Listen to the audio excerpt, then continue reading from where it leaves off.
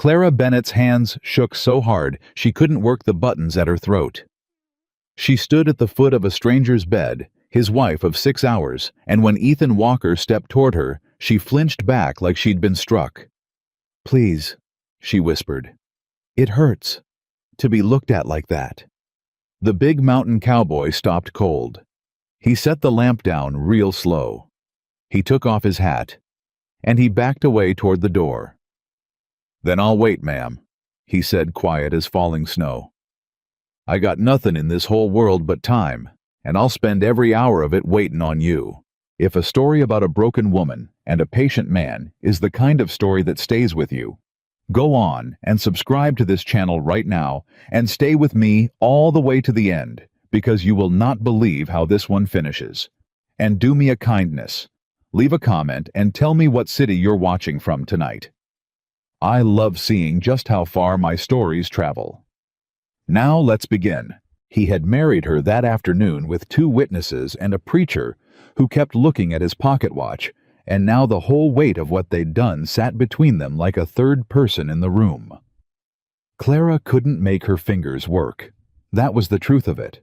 She'd been undressing herself since she was 5 years old, and now in front of this mountain of a man with his quiet gray eyes, she couldn't so much as free a single button. "Leave 'em," Ethan said. She looked up. "The buttons," he said. "Leave 'em be. Ain't a thing here that's got to happen tonight." He hung his hat on the peg by the door, and he did it careful like the hat was made of glass. "You take that bed. I'll be out by the fire." "You'll—" her voice cracked. "You'll sleep out there. I've slept in worse places than my own front room, ma'am.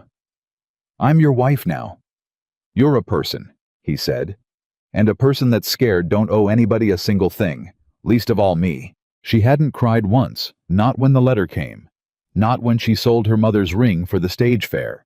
Not when the town of Ashford Creek had watched her climb down off that wagon with everything she owned in one carpetbag. But she nearly cried then, because she had come all this way expecting a man to take what he'd paid for. And instead, he was pulling a wool blanket off the shelf and shaking it out like the matter was already settled. "Why'd you send for me?" she asked. He stopped. "You already know why. Letter said it plain." "It said you needed a woman to keep a house." "It did." "Men who need houses kept don't marry the woman," Clara said. "They hire her, and when they're done, they turn her out." Ethan was quiet a long moment. When he spoke, his voice had gone even lower. "That happened to you before?" She didn't answer. That was answer enough. He nodded once slow, like a man filing something away he wouldn't forget. "Ain't gonna happen here," he said, and he lay down on the hard floor by the hearth in his boots and his shirt, and he pulled the blanket up, and he turned his face to the wall so she could have her privacy. Clara Bennett lay awake most of that night listening to a stranger breathe, waiting for the moment the kindness would run out.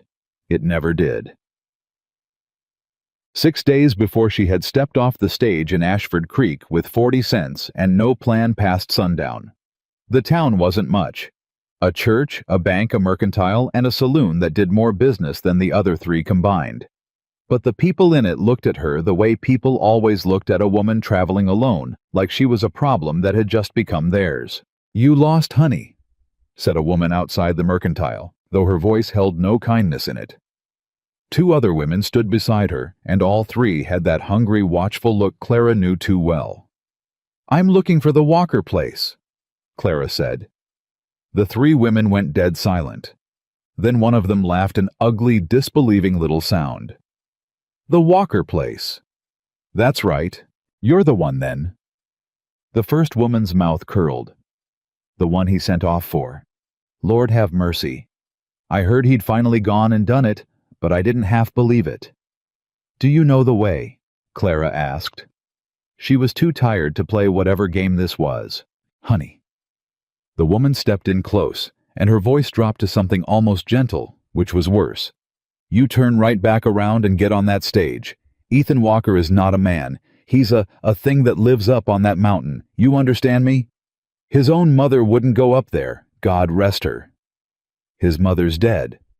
Everything Ethan Walker ever loved is dead," the woman said, and most folks reckon he had a hand in it.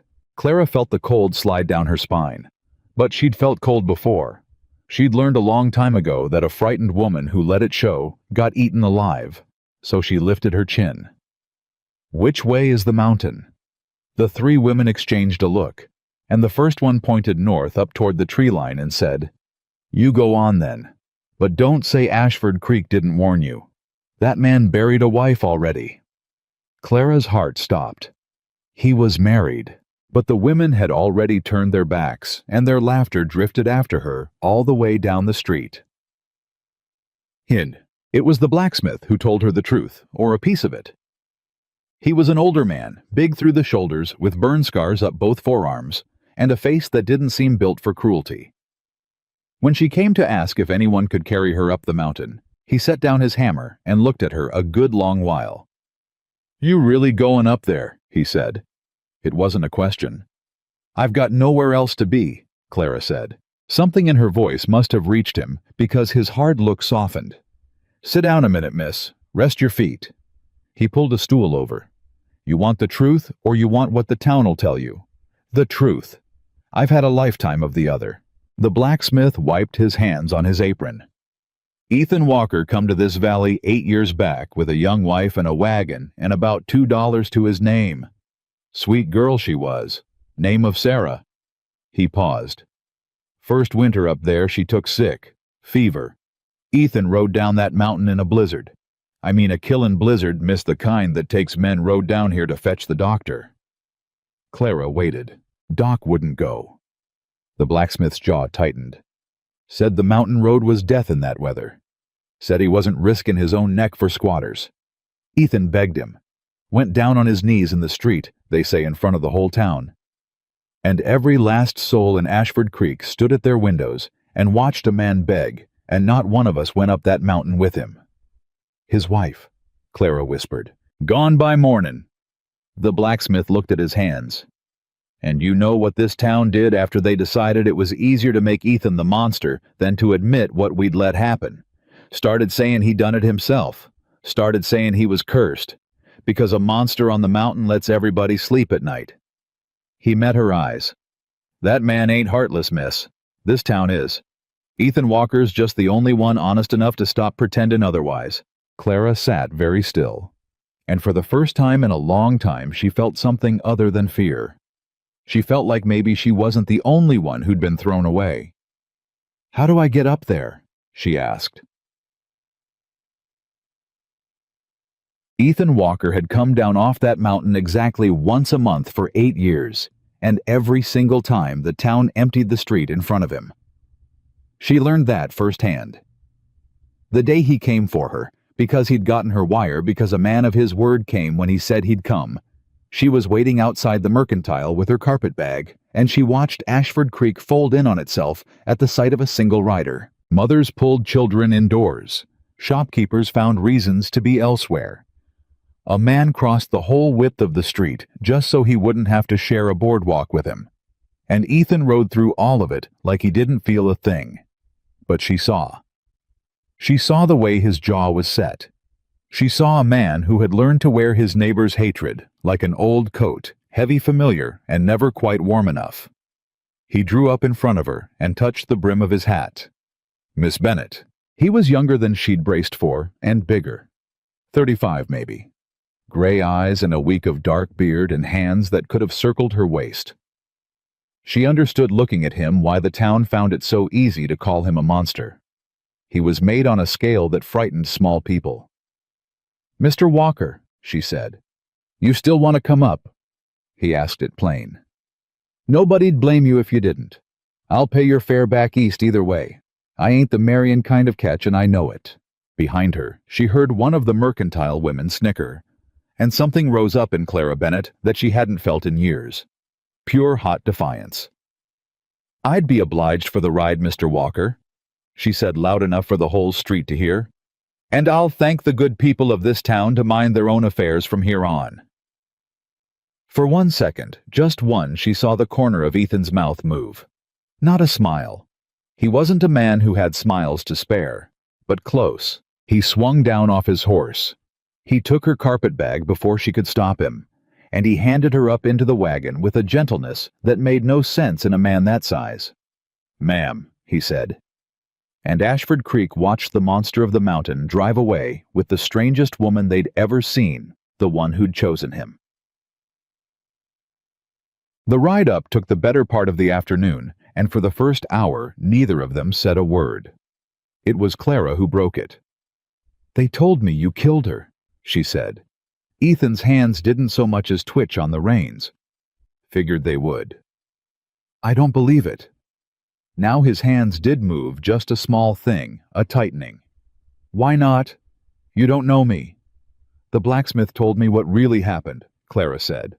"About the doctor, about the storm." For a long time Ethan said nothing at all. When he finally spoke, his voice had gone rough as gravel. "Big Tom told you that." "He did. Tom's the only man in that valley worth a damn." Ethan stared straight ahead.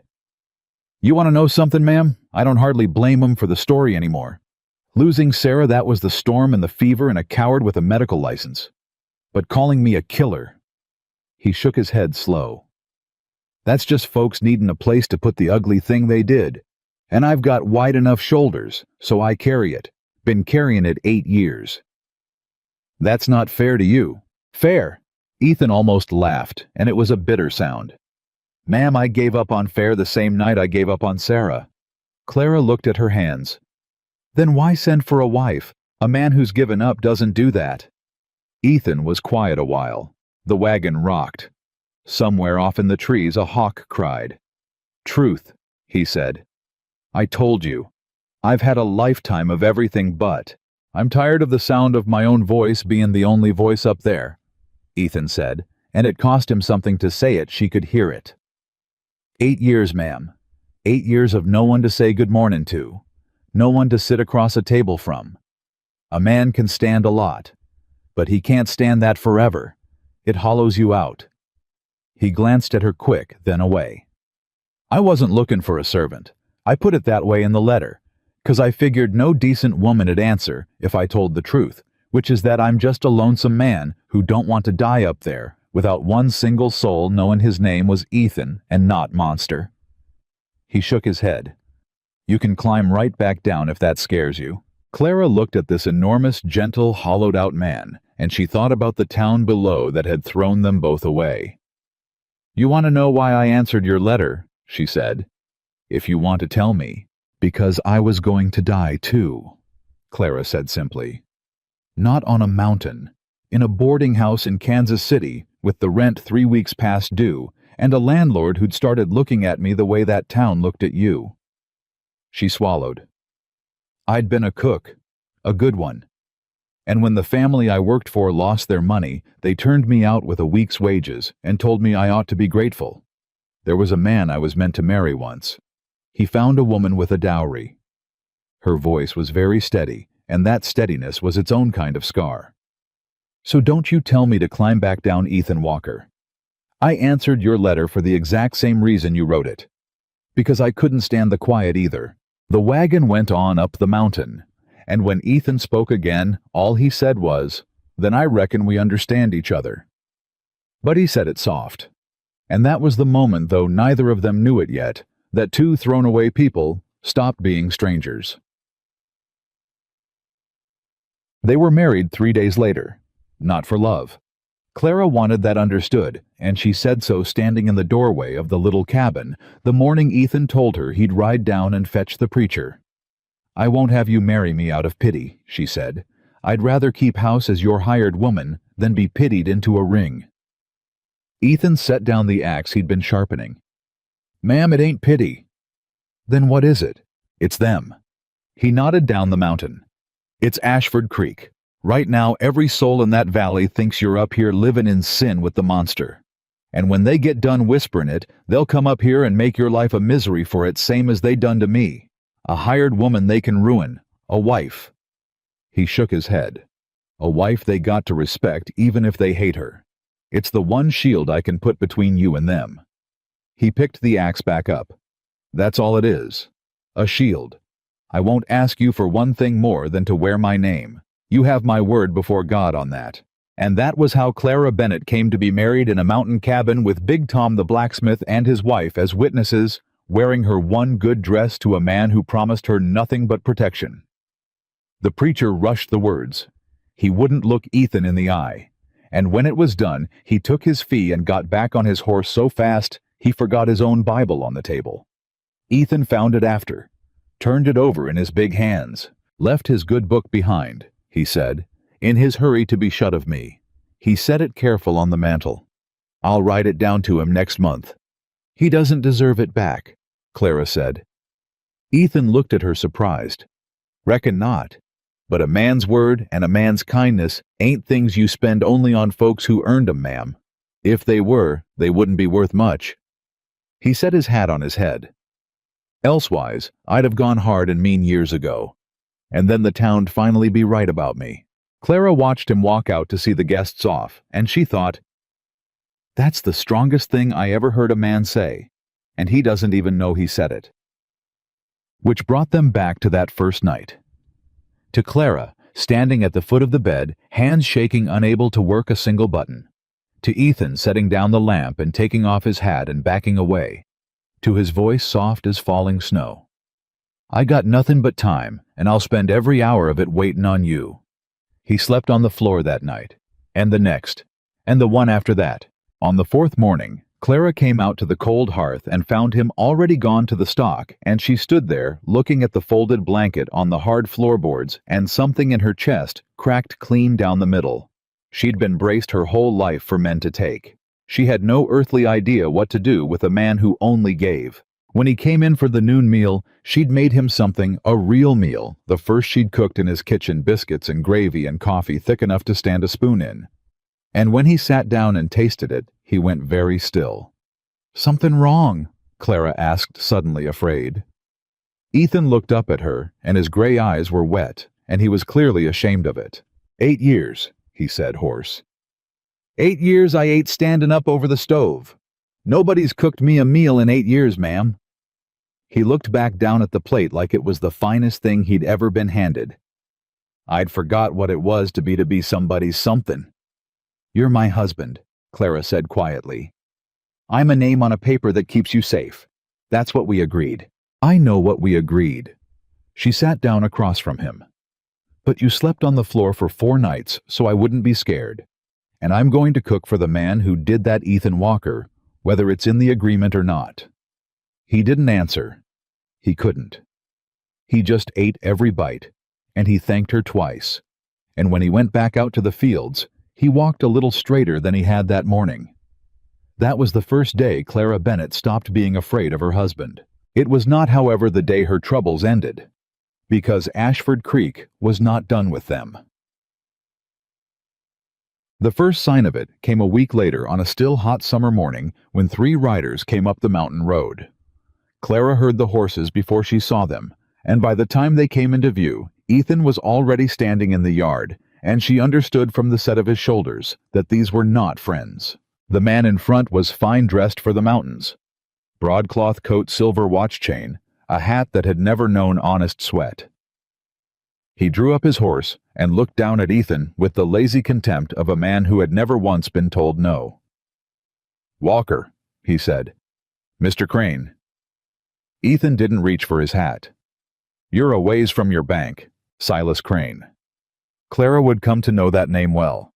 He owned the bank in Ashford Creek and the mercantile and the paper on half the ranches in the valley, and he owned them the way a spider owns a web patient and total. I'll come to it plain, Crane said. I hear you took a wife. Word travels. It surely does. Crane's eyes drifted past Ethan to where Clara stood in the doorway, and they moved over her like she was livestock at auction. And a fine-looking one at that. I confess I didn't think you had it in you. Ethan stepped sideways, just a step, a small thing, but it put his body square between Crane's gaze and his wife. State your business, Crane. Crane smiled, and it never touched his eyes. My business is your land, Walker, same as it's been for 2 years. You've got water up here, the only reliable spring on this whole range, and I've got buyers who'd pay handsome to run cattle on it. He leaned forward on his saddle horn. I've offered you a fair price 3 times now. And I've told you 3 times. It ain't for sale. Everything's for sale, Walker. That's the first thing they ought to teach in schoolhouses and never do. Crane's smile widened. The question is only ever the price and the pressure. And a man alone on a mountain is one thing, but a man with a wife. His gaze slid back toward Clara, and this time it lingered. A man with a wife has got something to lose. Wouldn't you say? The silence that followed had a weight to it. Clara felt her heart begin to pound. Ethan Walker took one step forward, and though he never raised his voice, never reached for the rifle by the door, something in the air changed so completely that all 3 of Crane's riders shifted their hands closer to their guns. "Mr. Crane," Ethan said, very quiet, very slow. "I have let this valley call me a killer for 8 years. 8 years I let 'em say it 'cause it cost me nothing but my good name, and I'd already lost the thing that mattered more." He took another step. "But you just stood in my yard and looked at my wife like she was something you could bid on. So I'm going to say this once, and I want you to carry it back down that mountain and remember it real clear." His voice dropped lower still. "You come near her. You send a man near her. You so much as let her name cross your lips in that saloon of yours, and every ugly thing this town ever whispered about Ethan Walker is going to turn out true. You hear me, Silas?" Nobody moved. Then Crane laughed, but it came out thin, and Clara saw even from the doorway that the banker had gone a shade paler. "Big words," Crane said, gathering his reins, "for a man with everything to lose and no one to help him keep it." He wheeled his horse around. "You've got till the end of summer, Walker. Sign the paper, take the money, and take your bride somewhere she'll be treated like a lady. Or don't." He looked back over his shoulder, and now the smile was gone, and what was underneath it was cold as well water. "But if you don't, I promise you this valley's got ways of persuading stubborn men, and they don't all knock at the front door." Then he rode away, his 2 men falling in behind him, and Clara stood frozen in the doorway until the sound of the horses faded down the mountain. Ethan didn't move for a long time. "Ethan," she said finally, "he won't touch you." Ethan's voice was flat and certain and cold. "I swear it on Sarah's grave, Clara. He won't touch you." It was the first time he'd called her by her Christian name, and she noticed it even through her fear, and something in her held on to it. "What does he mean?" she asked. "Ways that don't knock at the front door." Ethan finally turned to look at her, and whatever was in his face, he tried to smooth it away before she could read it, but she'd spent her whole life reading men's faces to know when danger was coming, and she read his now. "Nothing you need to fret on tonight," he said. But she'd already seen it. He was afraid. Not for himself, she'd have staked her life that Ethan Walker hadn't feared a thing for his own sake in 8 years. He was afraid for her. That night, for the first time, when Ethan pulled the wool blanket down to make his bed on the floor, Clara stopped him. "No," she said. He went still. "Not the floor," she said. Her voice shook, but she made herself say it. "You've slept on that floor 11 nights, so I wouldn't be frightened. And I was frightened, but not of you, Ethan. Not for a long time now." She twisted her hands together. I can't yet. I don't know if I can be a real wife to you. There's things that happened before that I don't have the words for. When a man reaches for me, I still—" "You don't have to explain," Ethan said quietly. "Not to me, not ever. But I don't want you on the floor." She pressed on, her eyes bright. I want you to lie beside me. That's all. Just lie beside me so that if that man comes in the night, I'm not the only one who hears the door." She took a breath. Can we just try that tonight?" Ethan Walker looked at his wife for a long, long moment.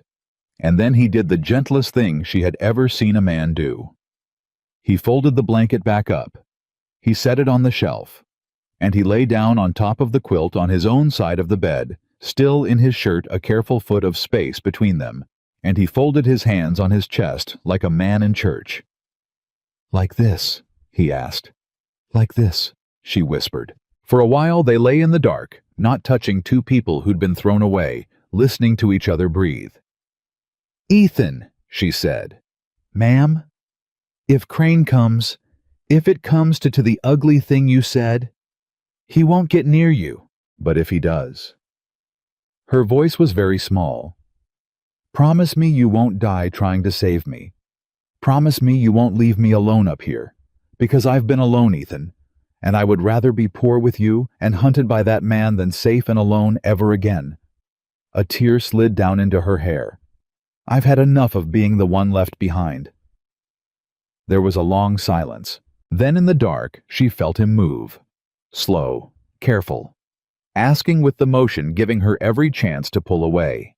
His big rough hand found hers on top of the quilt, and it closed over her fingers, warm and steady and gentle as anything she'd ever known.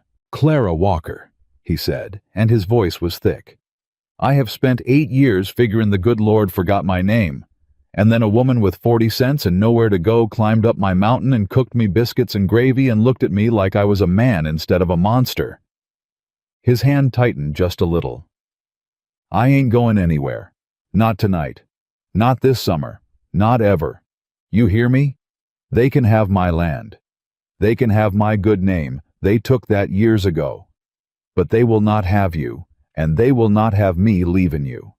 That's the one thing in this whole world I've got left to swear on, and I'm swearing it."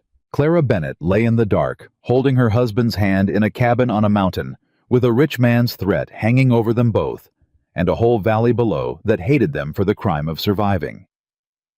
And she had never, in all her life, felt so safe. She didn't let go of his hand until morning, and when she woke and the light was coming gray through the window, and his hand was still wrapped around hers, she understood something she had never understood before, not once in all her years of being taken from and thrown away. Home wasn't a place. She'd never had a place. Home was the person who was still holding your hand when you woke up. She had married a stranger the town called a monster. She had found the only gentle thing left on that whole mountain. The trouble started, as most trouble in that valley did, with a wagon coming up the mountain road.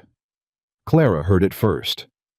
She was at the stove when the rattle of wheels reached her, and she went cold all over because there was only one man in Ashford Creek who'd send a wagon where a rider could go faster. "Ethan!" she called out the door. "Someone's coming!" He was in from the stock before the wagon cleared the trees, rifle already in his hand, and he pushed her behind him with one arm, the way a man moves a lamp out of a child's reach automatic without a word. But it wasn't Crane. It was a boy. 14, maybe 15, driving a mule and buckboard, and he pulled up in the yard, white-faced and out of breath, and looked at the rifle in Ethan's hand and nearly bolted. "Mr. Walker, please, I ain't here to make no trouble." "Then why are you here?" Ethan didn't lower the gun. "It's Big Tom," the boy gasped. "The blacksmith. He's hurt bad, Mr. Walker. Real bad. His forge blew a coal into the straw, and the whole shop went up, and a beam come down on him, and the doc won't come." The boy's voice cracked. "The doc won't come, sir. Same as—" He didn't finish it. He didn't have to. The words hung in the summer air between them, same as he wouldn't come for your Sarah. Ethan lowered the rifle. "Why'd Tom send you to me?" he asked, and his voice had gone strange. "Nobody in that valley sends for me. Not for 8 years. He didn't send me." The boy wiped his nose on his sleeve. "His wife did. Miss Ada. She said you was the only one who'd come. She said the whole town'll stand at their windows and watch him die and call it God's will. But Ethan Walker'll come 'cause he's the only Christian soul left in this valley." The boy swallowed. "Her words, sir, not mine." Clara watched something move across her husband's face. Grief and fury and a terrible old wound cracking open. "Get the medicine box," Ethan said to her, already moving for the barn. "The whole box, and blankets, and whiskey, the full bottle off the shelf, not the one I've opened." "Ethan?" Clara caught his arm. "Crane, if you ride down that mountain, you leave me up here alone. You swore—" He stopped, and she watched him tear himself in two right there in the yard, the promise to her against a dying man below. "Then you'll come with me," he said. "Me. You said you cooked for a rich family. You ever tend to burn?" "I've tended everything," Clara said. "I ran a kitchen with 8 fires and 6 careless girls. I've tended burns since I was 10 years old." "Then get in the wagon."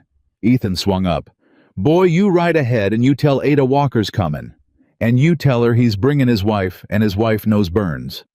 He looked at Clara as she climbed up beside him. "You sure once we ride down there the whole town sees you? There's no taking it back. You'll be the monster's wife to their faces, not just their whispers." "I've been called worse by better," Clara said. "Drive." He drove.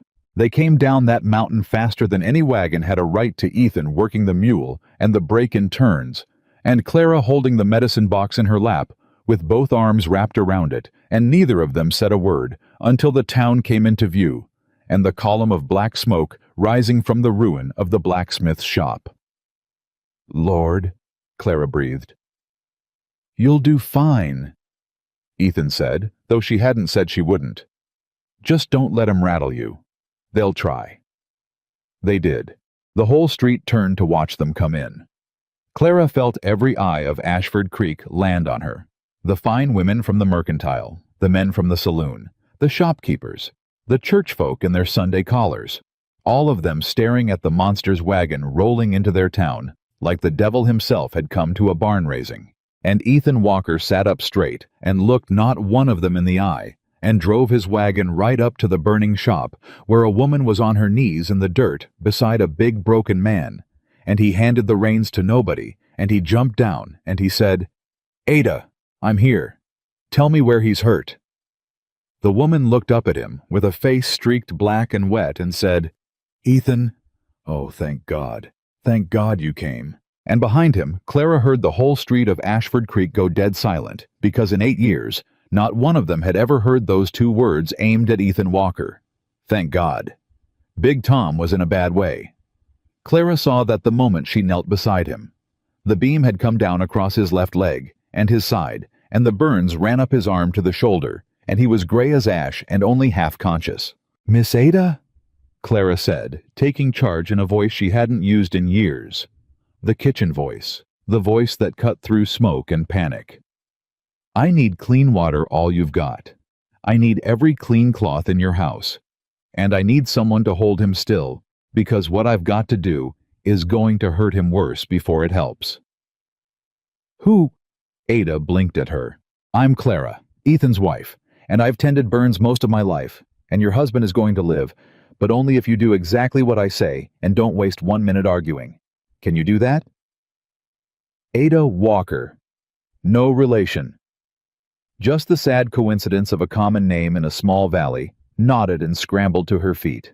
And so it was that the monster's wife knelt in the dirt of Ashford Creek's main street and fought for the life of the one man who'd ever been kind to her, while the whole town stood back and watched and did nothing until Ethan Walker rose up to his full height, turned around, and looked at them.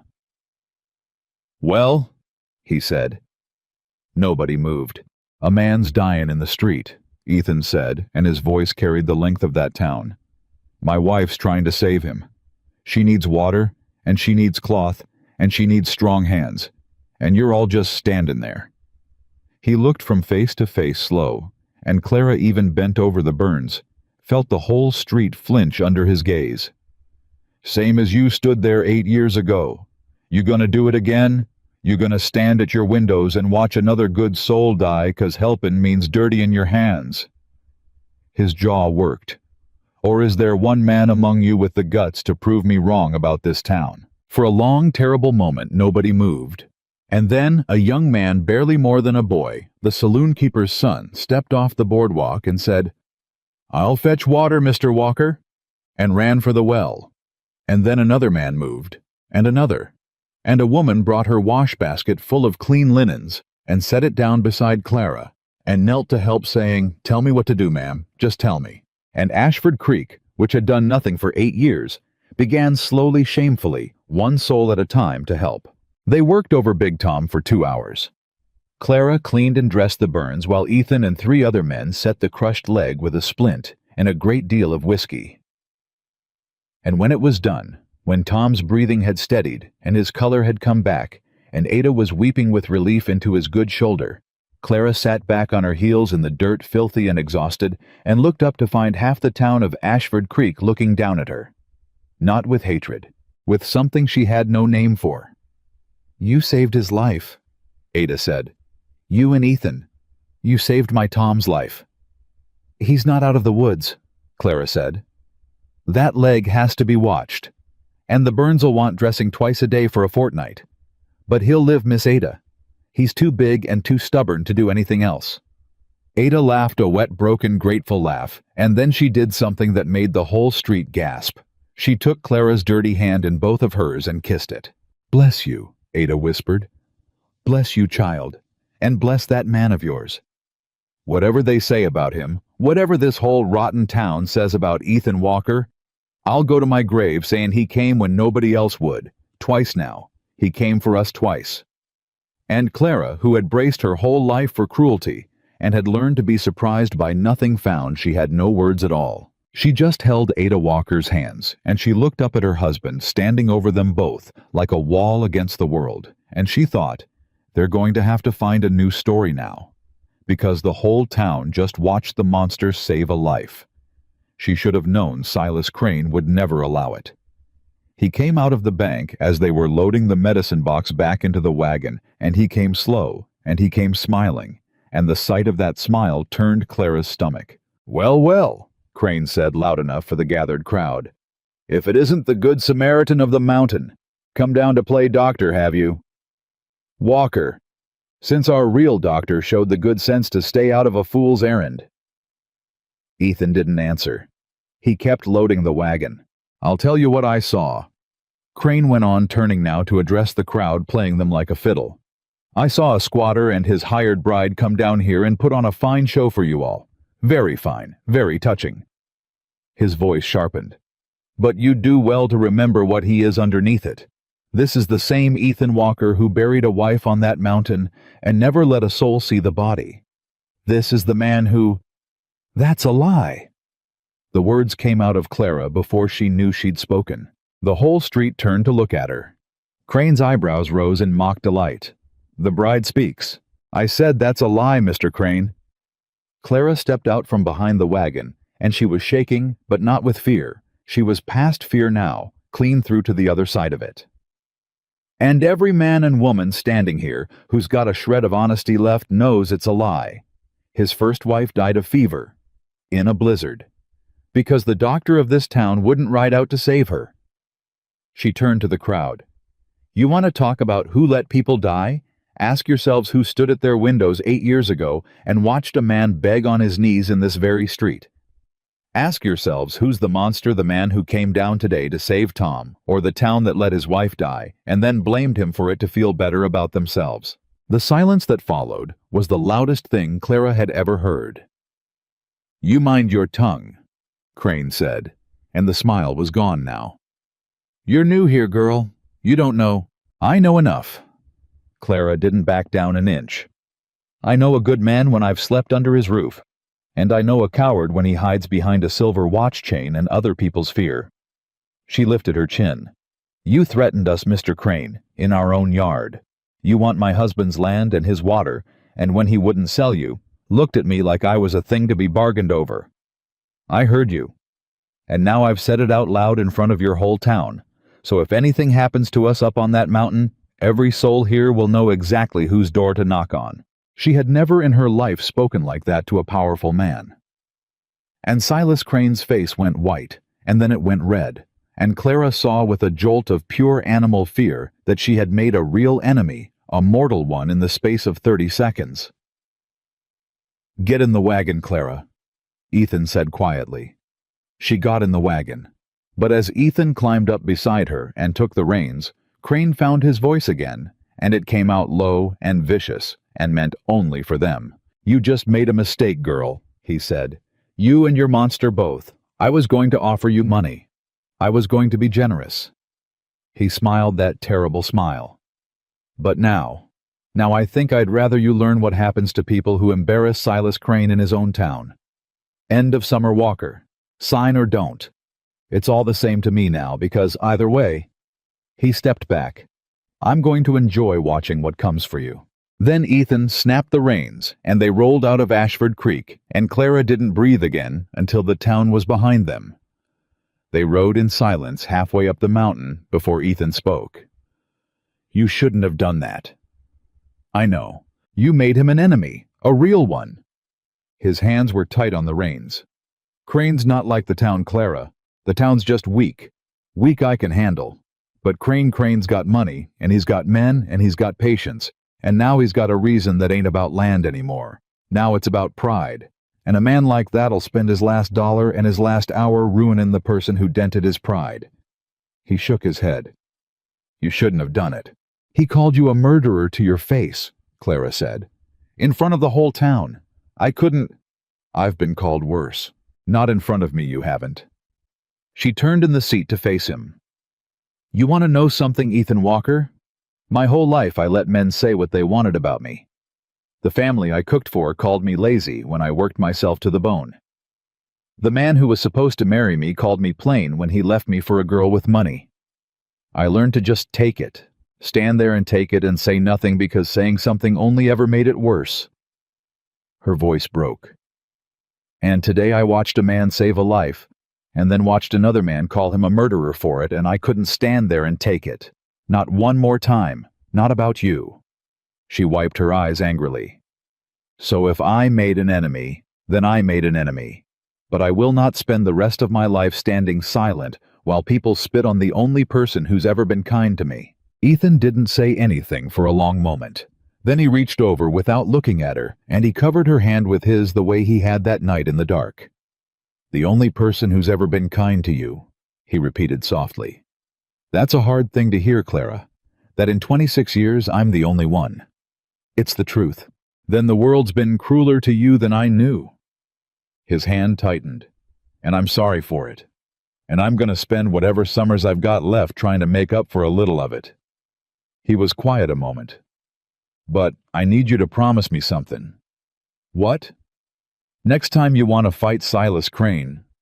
He glanced at her, and there was the ghost of that not-quite smile. "You let me stand a little closer, so he's got to come through me to get to you. Deal?" Clara looked at their two hands joined on the wagon seat. "Deal," she whispered. The days that followed were the strangest of Clara's life, because for the first time she could remember they were good. Word of what happened in town spread not the way Crane wanted, but the truth of it carried up and down the valley by every soul who'd stood in that street and watched a supposed monster save a dying man. And the mountain, which had been a place of exile, began to have visitors. Ada Walker came first, 3 days later driving the buckboard herself with a basket of preserves in her lap. "Tom's mending," she announced before she'd even climbed down. "Ornery as a wet cat about layin' still, which the doc says is the best sign there is. And I couldn't rest another night without comin' up here to thank you both proper." She thrust the basket at Clara. "It ain't much, but there's peach, and there's blackberry, and there's a jar of Tom's honey, and Ada Walker don't come callin' empty-handed Monsters Mountain, or no." Clara laughed, the first real laugh in longer than she could recall. "Come in, Miss Ada. I've got coffee on." And Ada came in, and she sat at Clara's table, and she talked for 2 hours about the town and the valley and her Tom, and the 8 long years the whole valley had gotten Ethan Walker wrong. And when she left, she hugged Clara at the door like they were old friends, and she said something Clara would hold on to for a long time. "You saved more than my husband's leg child. You know that." Ada nodded down the mountain. "You went and reminded that whole town they got souls. Half of 'em are ashamed of themselves now, and shame's the beginning of getting better. You lit a match, Clara Walker. Don't let nobody put it out." Then Big Tom sent word he wanted to see Ethan, and Ethan rode down nervous as Clara had ever seen him, though he'd never have called it that, and came back 3 hours later with a look on his face she'd never seen. "What is it?" she asked. "What happened?" Tom apologized. Ethan sat down heavy at the table like his legs had gone out from under him. 8 years, Clara. 8 years I've been the monster of that valley, and Tom Walker took my hand, and he said... Ethan's voice failed. He started again. "He said he was sorry he never came up the mountain in all that time. Said he believed me about Sarah from the start, but he was too much a coward to stand against the town and say so. Said watching me save his life woke him up to what a coward he'd been. Ethan pressed the heel of his hand to his eyes. A man apologized to me, Clara, for thinking ill of me. I'd forgot I'd forgot people did that. Clara came around this table and put her arms around him from behind, and she felt him go rigid, not from fear, but from a kind of shock, the way a man freezes when he's given something he stopped believing existed. "You're not a monster, Ethan," she said into his hair. "You never were, and one by one they're all going to figure that out. Tom first, and then the rest. And Crane?" Her arms tightened. "Crane can go to the devil."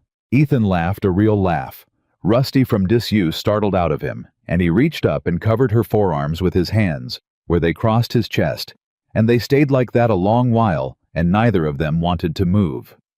It couldn't last, of course. Clara knew that even as she let herself enjoy it. Good things had never lasted for her, not once, and there was a rich man in the valley below who'd sworn to enjoy watching them fall. The first blow came at the general store. Clara had ridden down alone. Ethan hadn't wanted her to, but they needed flour and salt and coffee, and he couldn't leave the stock, and she'd insisted she wasn't afraid to go into town in broad daylight. "I made my peace with that town over Tom's burns," she'd said. "Let them stare." But when she set her goods on the mercantile counter, the shopkeeper wouldn't take her money. "Can't sell to you," he said, not meeting her eye. "I beg your pardon. I said I can't sell to you, ma'am, nor your husband. Not flour, not salt, not sugar, not a horseshoe nail." His jaw was tight, and his ears were red with shame. "I'm sorry, I truly am. But I got a note at this bank, and the bank called it in this morning, and Mr. Crane made it real clear that any merchant in this valley who does business with the Walkers'll find his own note called next." He finally looked up miserable. "I got 6 children, Mrs. Walker. I can't lose the store. I'm sorry. God forgive me, but I can't." Clara stood very still. "He's starving us out," she said slowly. "That's what this is. He can't get the land by threat, so he's going to make it so we can't buy food." "I don't know nothing about his reasons, ma'am. I only know I can't sell to you." The shopkeeper leaned in, dropped his voice. "And it ain't just me. He's put the word out to every store in a day's ride. Bank owns paper on all of us." He swallowed. "You won't buy a sack of flour this side of the mountains, Mrs. Walker. Not while Crane wills it otherwise. I'm real sorry." Clara left her goods on the counter and walked out into the street with her heart pounding. And she understood with a cold sinking certainty that this was only the beginning. This was Crane showing them the edge of what he could do. This was the polite version. She rode back up the mountain and told Ethan, and she watched his face go hard and still. "I figured he'd try something like this," Ethan said. "Didn't think he'd move so fast. Can we manage without the stores?" "For a while." Ethan rubbed his jaw. "We've got the garden and the stock, and I can hunt, and there's fish in the creek. We won't starve this summer, but come winter..." He stopped himself. "We'll worry on winter when it comes. Crane's counting on us getting scared and desperate. So we don't get scared, and we don't get desperate. We just endure, same as I've done 8 years. Only difference is now there's 2 of us, and 2 endures better than 1. And if that's not the end of it, if starving us out doesn't work and he tries something worse..." Ethan looked at her a long moment. "Then I reckon we find out what worse means," he said quietly. "Together." Worse came 10 days later. It came in the night the way Ethan had feared from the start with fire. Clara woke to the smell of smoke and Ethan's voice roaring in the dark. "The barn! Clara, the barn's afire, get the buckets!" And then he was gone out the door in his nightshirt, and she was scrambling into a dress and running after him, and the whole yard was lit orange and terrible, and the barn where their winter feed was stored, where the milk cow and the mule and Ethan's good horse were stabled, was burning. "The animals!" Clara screamed. "I got 'em. I got the horse. Get the cow. She's on the near side." Clara ran into the smoke. She got the rope on the cow's halter and hauled the terrified animal out into the yard, coughing, her eyes streaming, and then she went back for the mule while Ethan fought the fire with buckets from the spring, and between the 2 of them they got every animal out alive, but the barn was gone. The barn and the winter hay and the feed and the tools, all of it gone up in an hour, and by the time the sun came up, there was nothing left but a smoking black skeleton, and the two of them standing in the ash exhausted and filthy and shaking. "It wasn't an accident," Clara said. "It wasn't a question." Ethan crouched down at the edge of the burned barn and picked something up out of the ash. He turned it over in his blackened hands. It was a whiskey bottle, scorched, cracked, but whole enough to read the label. "This is Crane's Saloon brand," Ethan said flatly. "Filled with coal oil and thrown through the barn window. That's how they done it." He stood up. "Somebody rode up here in the dark and set my barn afire while we slept." "They could have burned the house," Clara whispered, horror crawling up her spine. "With us in it." "No." Ethan's voice was cold and certain. "Crane don't want us dead. Not yet. Dead men and their widows don't sign land papers. He wants us broke and scared and desperate enough to sign. Burnin' the barn's a message. It says I can reach you. I can touch anything you got anytime I want, and there's not a thing you can do about it." He crushed the bottle in his fist and threw it into the ash. "It says next time it could be the house." Clara stood in the wreckage of everything they'd worked to build, and she felt the old fear rise up in her. The fear of a woman who'd been powerless her whole life against powerful men. And then standing there, she felt something rise up under the fear and burn it clean away. "No," she said. Ethan looked at her. "No," she said again louder, and there was iron in it now. "He does not get to do this. He does not get to burn our barn in the night and threaten our lives and drive us off this mountain like we're nothing, like we don't matter. I've spent my whole life being treated like I don't matter. Ethan, and I am done. Do you hear me? I am done." She turned to face him, ash on her face and fire in her eyes. "We are going to fight him. Not with guns he'd win, that he's got more men. We're going to fight him the way he can't fight back. We're going to prove what he did. Prove it. How to who the sheriff's in his pocket. The judge is in his pocket. The whole valley owes him money." "Not the whole valley." Clara's mind was racing now, fast and clear. "The town's ashamed of itself," Ada said. "Half of them hate what they let Crane make them do. And there are courts above this valley, Ethan. Territorial courts. Federal marshals. Men Crane doesn't own." She grabbed his arm. "That bottle. That whiskey bottle. That's his brand. And a man who burns a barn in the night is a man who's done other things, worse things, and left other proof behind.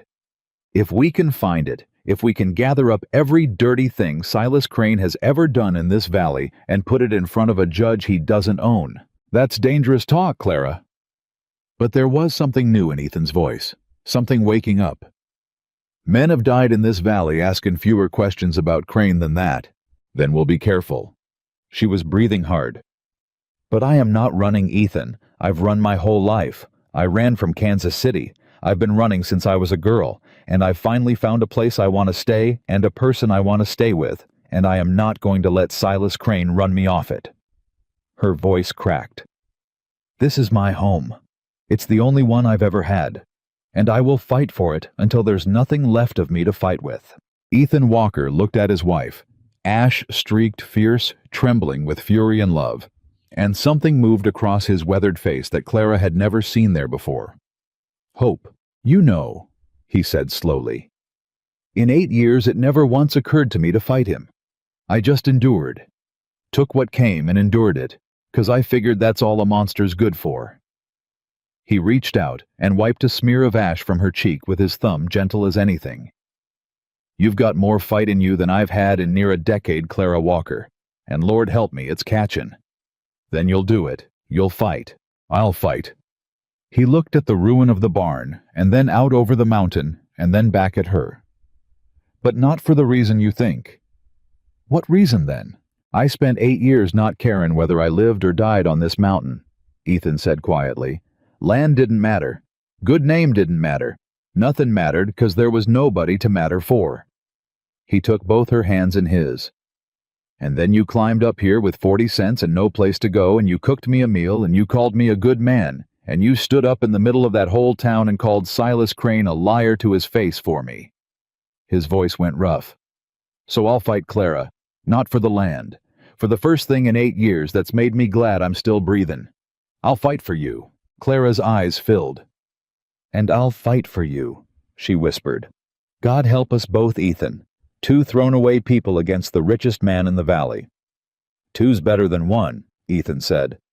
You said it yourself. They started that very day. They cleaned the ash from the yard, and they sheltered the animals in a lean-to.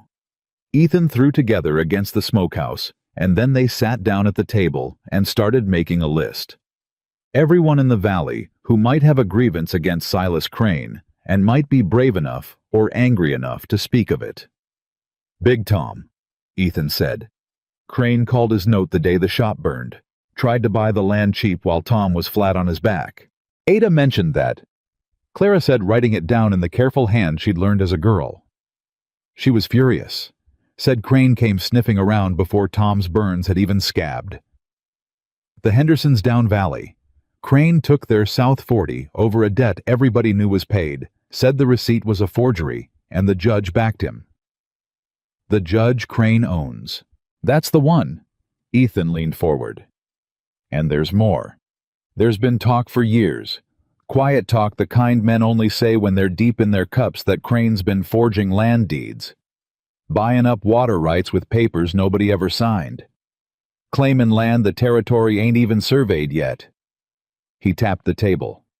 If even half of it's true, and if we could get our hands on the proof, then it's not just us, Clara breathed. It's the whole valley. Every family he's cheated, every debt he's forged, if we can gather them all together. He'd hang, Ethan said flatly. A territorial court finds a man's been forging federal land deeds, that's a rope. Simple as that. They looked at each other across the table. It's dangerous, Clara said. It's real dangerous. He'll know what we're doing before we're halfway done. Someone will tell him, and when he knows he'll stop playing games and come for us for real. Ethan's face was grim. The barn was a message. If he learns we're gathering evidence to hang him, that won't be a message. That'll be a killin'. Clara set down the pencil. Are you afraid? She asked. Ethan considered it honestly, the way he considered everything. Yes, he said. For the first time in 8 years I'm afraid.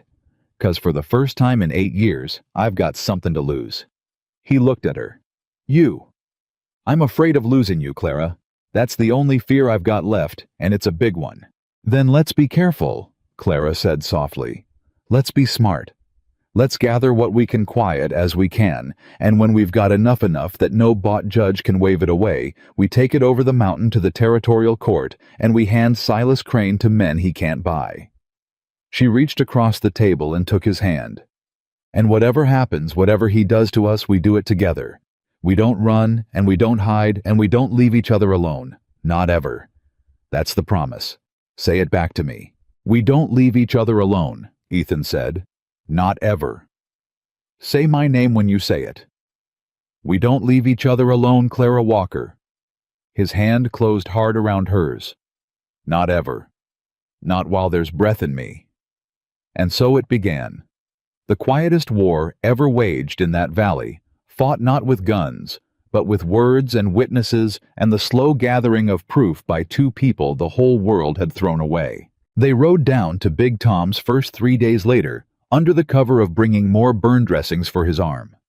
And when Clara had changed the bandages and Ada had poured the coffee, Ethan laid it out plain what they meant to do and why, and the terrible risk of it. Big Tom listened from his sickbed, his splinted leg propped up his burned arm across his chest, and when Ethan finished, the big blacksmith was quiet, a long, long time. You're talking about taking down Silas Crane, Tom said finally. I am. You know how many men have tried? No. Neither do I, Tom said, 'cause they don't come back to tell it. He shifted painfully. Crane's owned this valley 12 years. He came in after the war with money nobody could account for, and he's been buying souls ever since. Mine included. God forgive me, he holds paper on this very shop.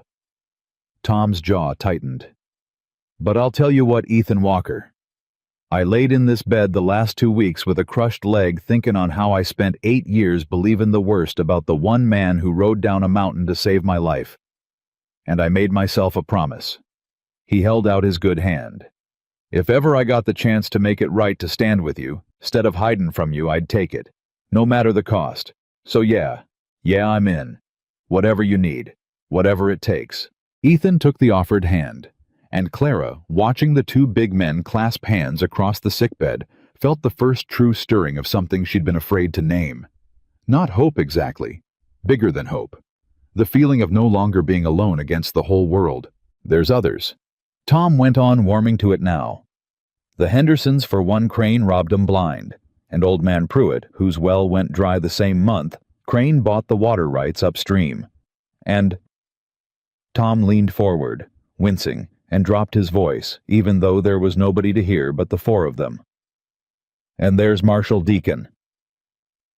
"Deacon's the sheriff," Ethan said. "He's Crane's man." "The sheriff's Crane's man," Tom agreed. "But Deacon's a federal marshal, and he's been asking quiet questions in this valley for 6 months. Somebody up in the territory sent him. Somebody who don't like the smell of what Crane's been doing with those land deeds." Tom's eyes gleamed. "I heard it from a man who heard it from Deacon's own lips deep in drink. The marshal's building a case. He just don't have enough yet. He's got suspicion but no proof. No witnesses brave enough to talk." Clara and Ethan looked at each other.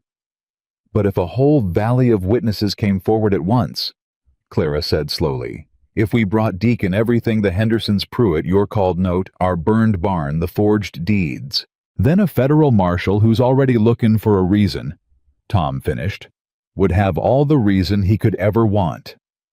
He sank back against his pillow, breathing hard from the excitement. "It could work.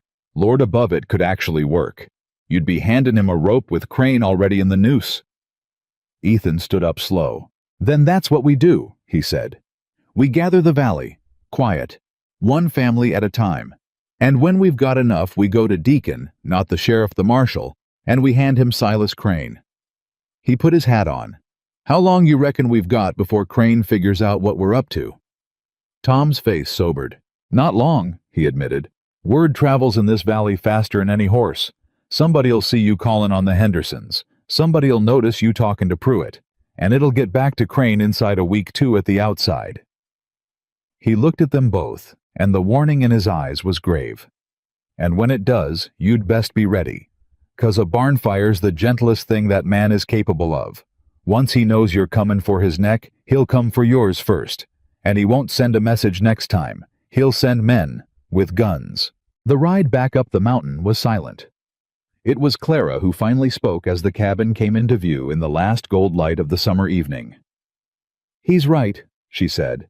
"Crane's going to find out. Maybe not this week, but soon. And when he does—" "When he does, we'll be ready," Ethan said. How do we get ready for armed men, Ethan?" "You're one man, a good shot I don't doubt, but one man. Don't." Ethan pulled the wagon into the yard and set the brake and sat there a moment before he answered. "You remember what you said?" he asked. "About 2 being better than 1. I remember. Well." He turned to look at her. "By the time Crane comes, we won't be 2. We'll be the Walkers and the blacksmith and the Hendersons and old Pruitt and every soul in that valley he's ever cheated or scared or robbed. Crane's whole power comes from folks being alone with their fear, each family too scared to stand up 'cause they think they're standing alone." His voice grew strong. "But we're gonna change that, Clara. One family at a time, we're gonna show 'em they ain't alone. And a valley that stands together." He shook his head. "A rich man with a dozen hired guns can't beat a valley that's finally stopped being afraid. He just can't. There ain't enough bullets." Clara looked at her husband. This man, the whole world had called a monster, who'd endured 8 years of exile in silence, now sitting in a wagon beside a burned barn, talking about raising a valley, and she felt her heart swell so full it hurt. "When did you get so brave?" she asked softly. "I ain't brave." Ethan helped her down from the wagon, his big hands sure at her waist. "I'm just a man who was dead inside for 8 years and got woke up." He set her down gentle. "And a man who's just come back to life fights different than a man who never lost it. He's got less to be afraid of. 'Cause he's already been to the bottom of the worst thing there is, and he survived it, and he knows he can survive it again." He held her eyes. "The only thing I'm afraid of now is losing the thing that woke me. And that's exactly why I'll fight so hard to keep it." "You understand?" "I understand," Clara whispered. That night they lay side by side on top of the quilt, the way they had every night since Crane's first visit, a careful foot of space between them, hands sometimes finding each other in the dark. But this night, Clara didn't leave the foot of space. She moved across it.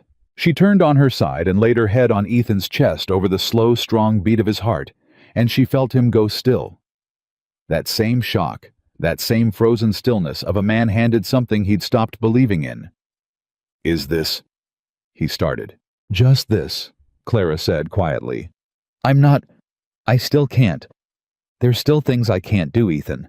Things that were done to me that I don't have the words for. Not yet.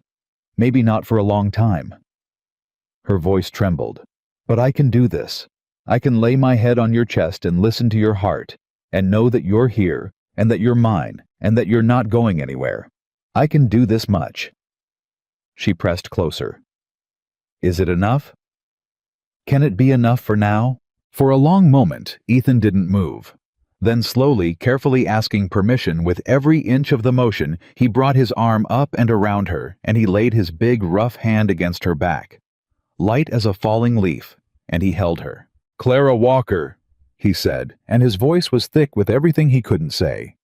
"You could give me nothing but this for the rest of my life, and it'd be more than I ever dreamed of having. You hear me? This is more than enough. This is everything." His hand moved on her back, slow and gentle. "Take all the time you need. All the time in the world. I told you the first night, and I meant it. I got nothing but time, and I'll spend every hour of it right here holding you exactly this much, and counting myself the luckiest man that ever lived." Clara closed her eyes against his chest, and for the first time in her entire life, she let herself be held by someone she trusted completely. And outside down the mountain, in a fine house in a town full of frightened people, Silas Crane was already beginning to hear the whispers that the monster of the mountain had come down and saved a life, that his strange, fierce wife had called Crane a liar in the street, that the Walkers were riding the valley calling on the very families Crane had cheated. And Silas Crane sat in his study late into the night, turning a glass of whiskey in his hand, and he smiled a smile that no one saw. "So the monster wants a fight," he murmured to the empty room. "After 8 years of taking it quiet. Well," he set down the glass. "Let's see how brave he stays when the fire comes for the house instead of the barn.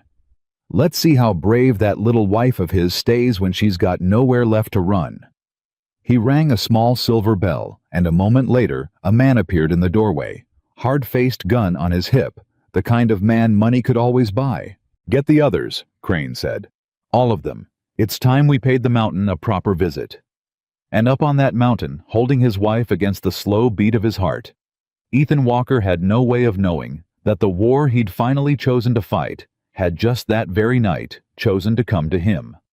They came 4 nights later, and they came at the worst possible hour, that dead black stretch before dawn when a body sleeps deepest and a gun sounds loudest. But Ethan Walker had not survived 8 years alone on a mountain by sleeping deep.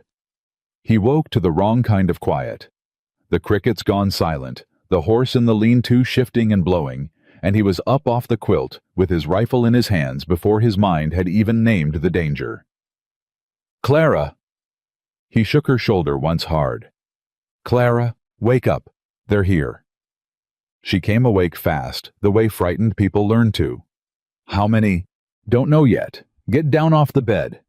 Get in the corner by the hearth behind the woodbox, the wall's thickest there." He was already moving, snuffing the coals, so no light would show, checking the load in the rifle by feel.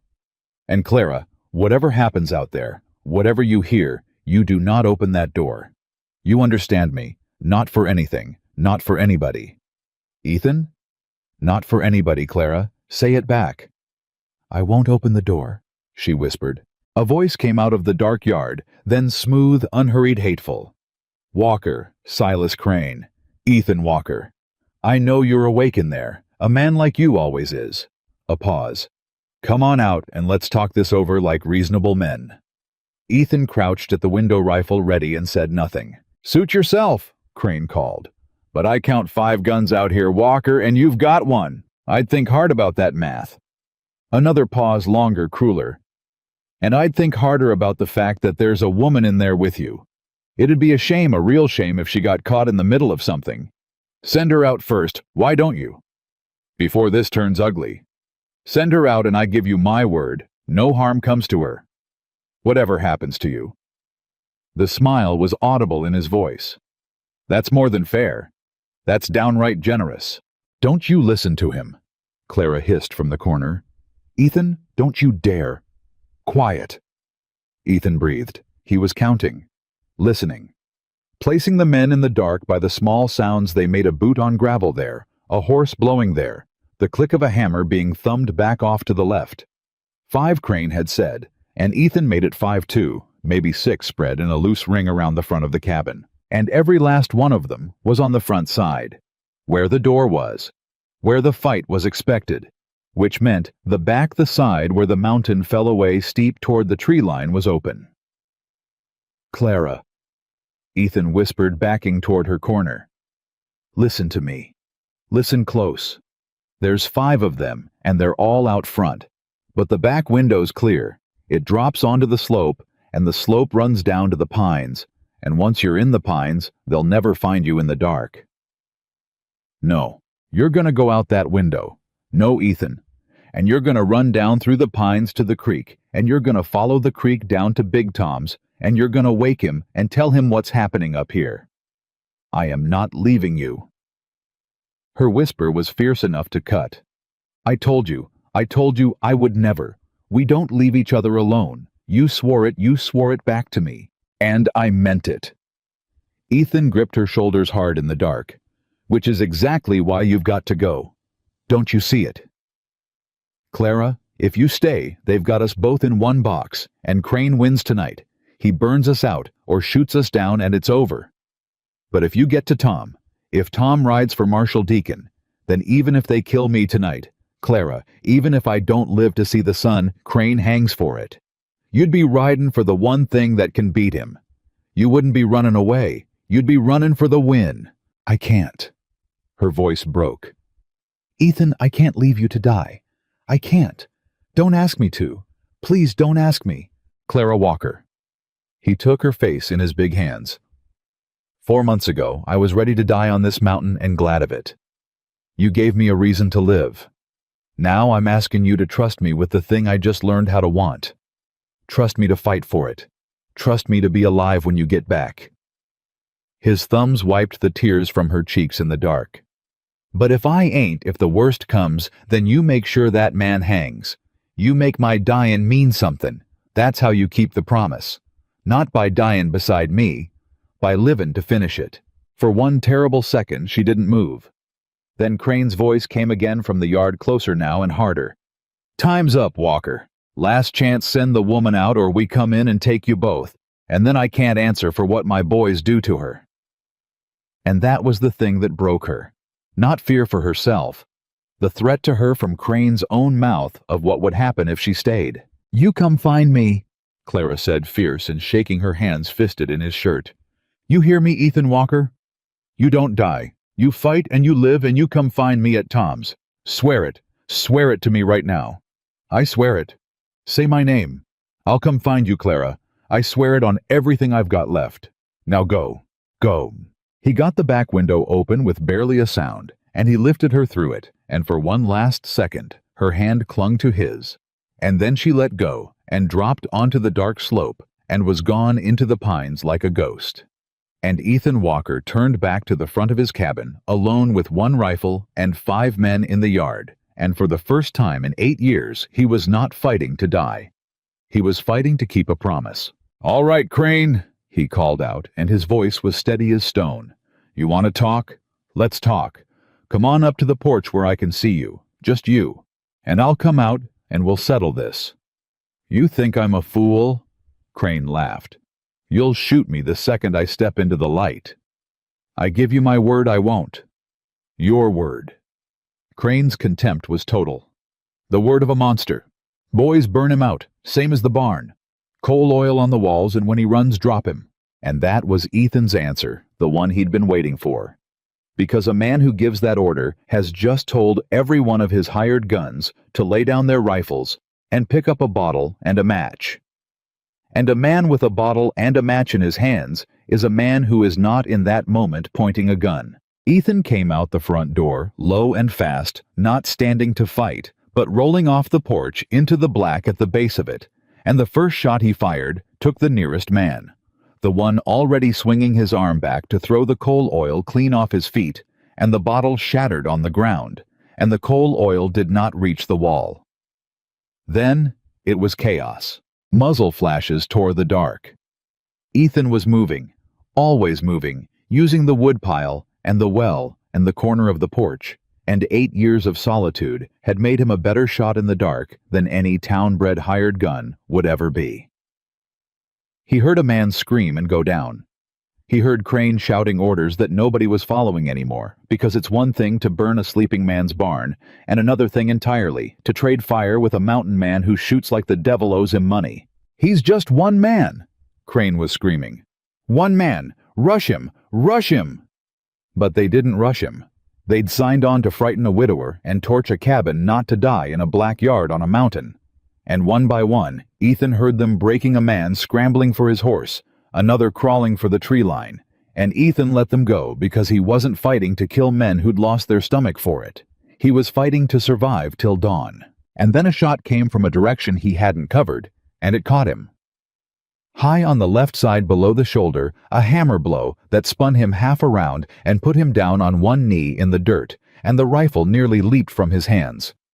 "There," Crane crowed. "I got him. I got the monster.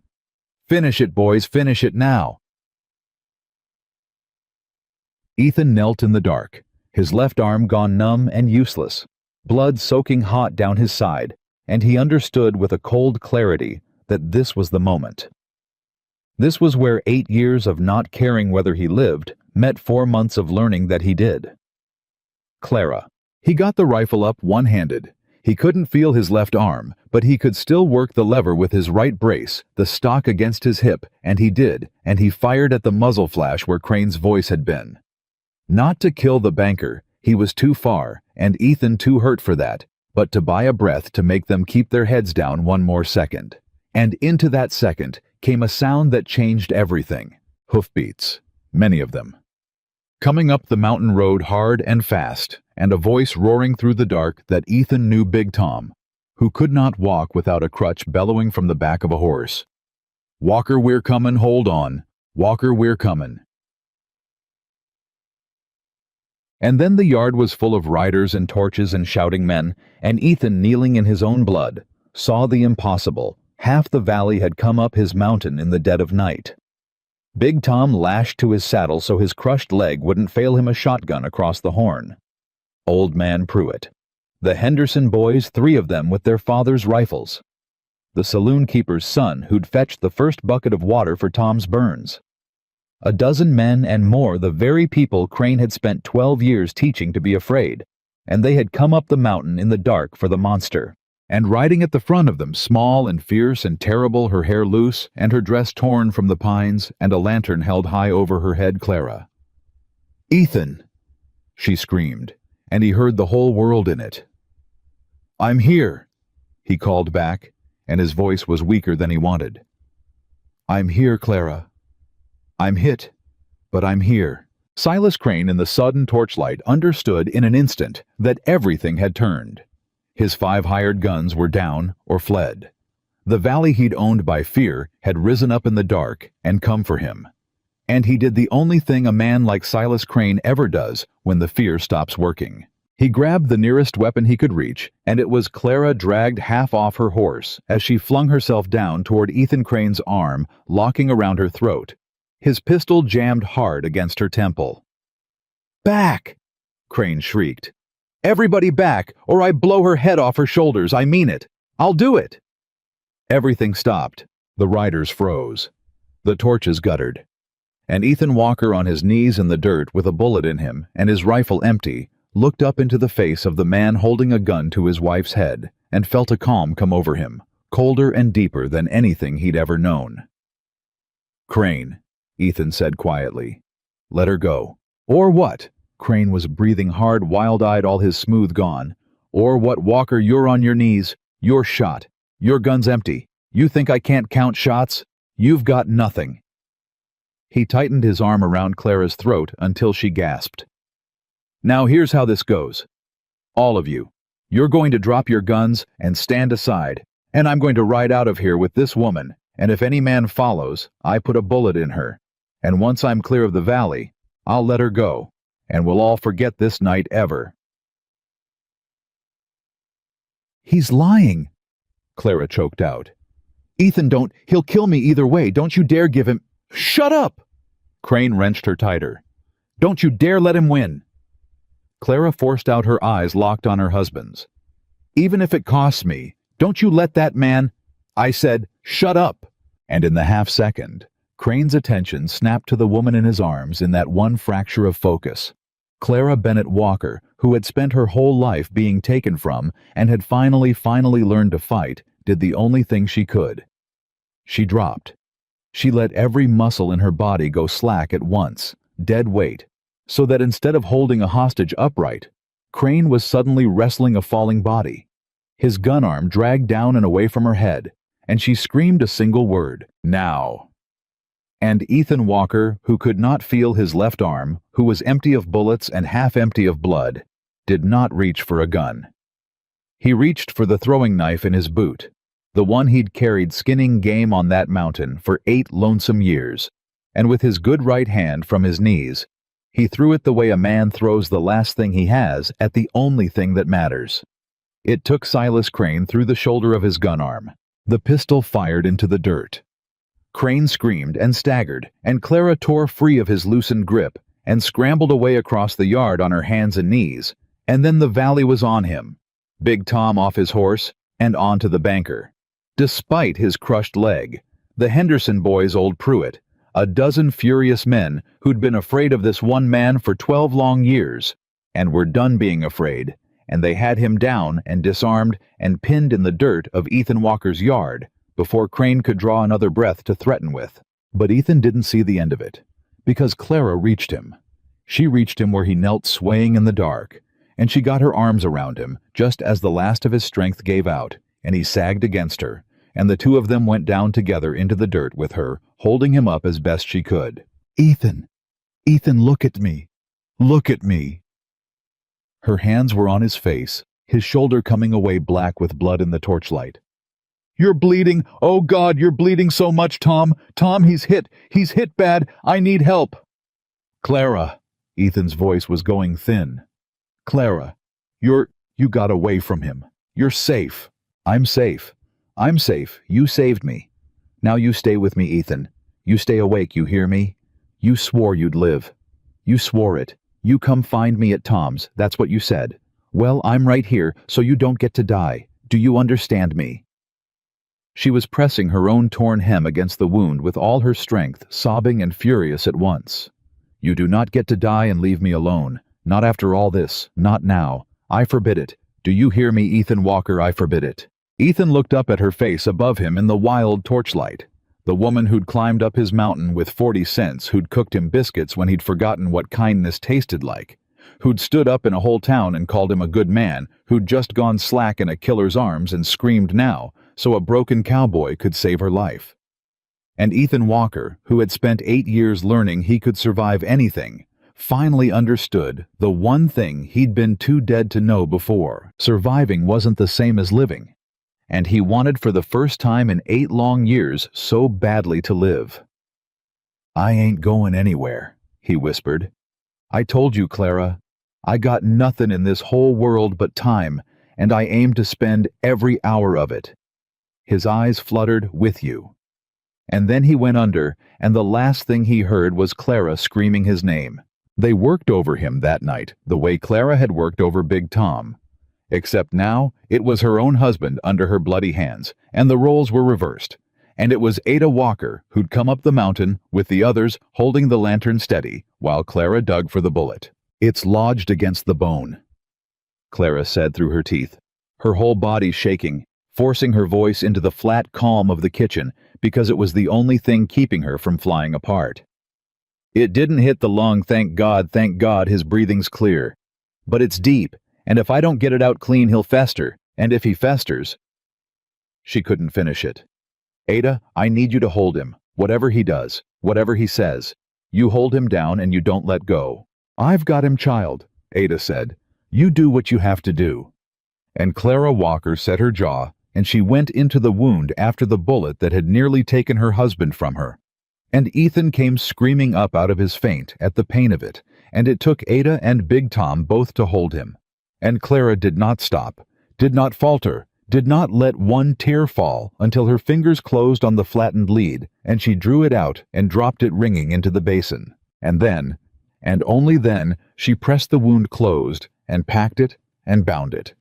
And she laid her forehead against Ethan's heaving chest, and she wept like she had never wept in her life. Miss. Big Tom's voice was gentle over her. Miss Clara, you did it. You got it out clean. Look, the bleedin's already slowin'. You saved him, same as you saved me. You saved him. He saved me first, Clara sobbed into her husband's chest. He threw that knife, he was dying, and he threw that knife to save me. He'd have died to save me, Tom. I know it, Tom said softly. The whole valley saw it.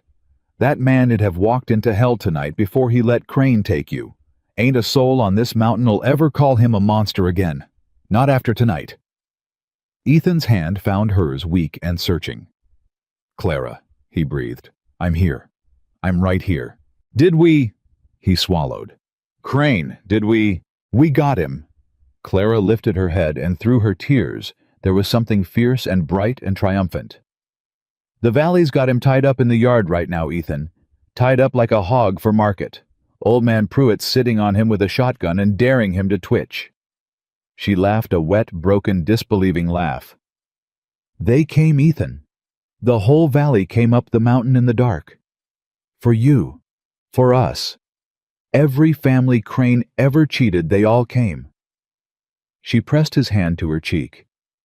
You were right. You were right about everything. A valley that stops being afraid he couldn't beat it. There weren't enough bullets. Ethan closed his eyes. 8 years, he whispered. 8 years I thought they hated me. They were ashamed of themselves, Clara said. There's a difference. And tonight they finally got to make it right. She smoothed the hair back from his gray face. You gave them that, Ethan. You gave a whole valley the chance to stop being cowards. That's who you are. That's who you've always been. Marshal Deacon arrived at first light. Big Tom's boy had ridden through the night to fetch him from the county seat, and the federal marshal came up the mountain at a gallop with 2 deputies behind him. And what he found in Ethan Walker's yard was a case handed to him complete. Silas Crane wounded and bound. 5 hired guns dead, or captured or fled. A burned barn with a coal oil bottle bearing Crane's own saloon brand. And a valley full of witnesses who for the first time in 12 years were no longer afraid to talk. Well, Deacon said, looking down at Crane, trussed in the dirt. Silas Crane, I've been trying to get something to stick on you for 6 months. Water rights that never got bought. Deeds signed by dead men. Debts that were paid and called anyway. He crouched down. And now here you are, caught in the act of attempted murder with half the county lined up to testify. I do believe, Mr. Crane, that your reign in this valley is at an end. They're lying, Crane spat. All of them. It's a conspiracy. Deacon Walker's a known murderer. Ask anyone. Ask the whole town. Funny thing. Deacon stood back up. I did ask the whole town. On my way up here. Woke half of them to do it. And you know what I heard, Crane? His voice hardened. I heard the truth about a blizzard 8 years back. And a doctor who wouldn't ride. And a man you spent near a decade paying folks to call a monster so nobody'd look too close at what you were doing to this valley. He nodded to his deputies. Take him, and send for the circuit judge, the real one from the territory. Not that bought sack of a magistrate he keeps in his pocket down there. He looked at the exhausted, blood-streaked faces all around the yard. This valley's about to get its first honest trial in a good long while. And that was how the reign of Silas Crane ended. Not with Ethan Walker's gun, but with the whole valley's voice raised together at last. But Ethan didn't hear the marshal's words. He was inside on the bed, drifting in and out of a fevered sleep, with Clara's hand in his.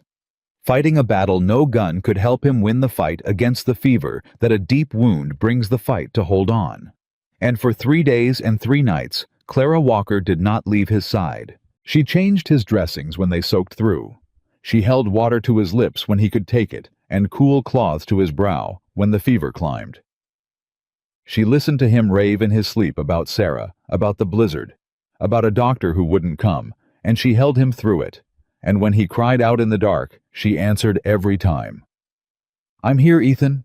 I'm right here. You're not alone. Never again. I'm right here."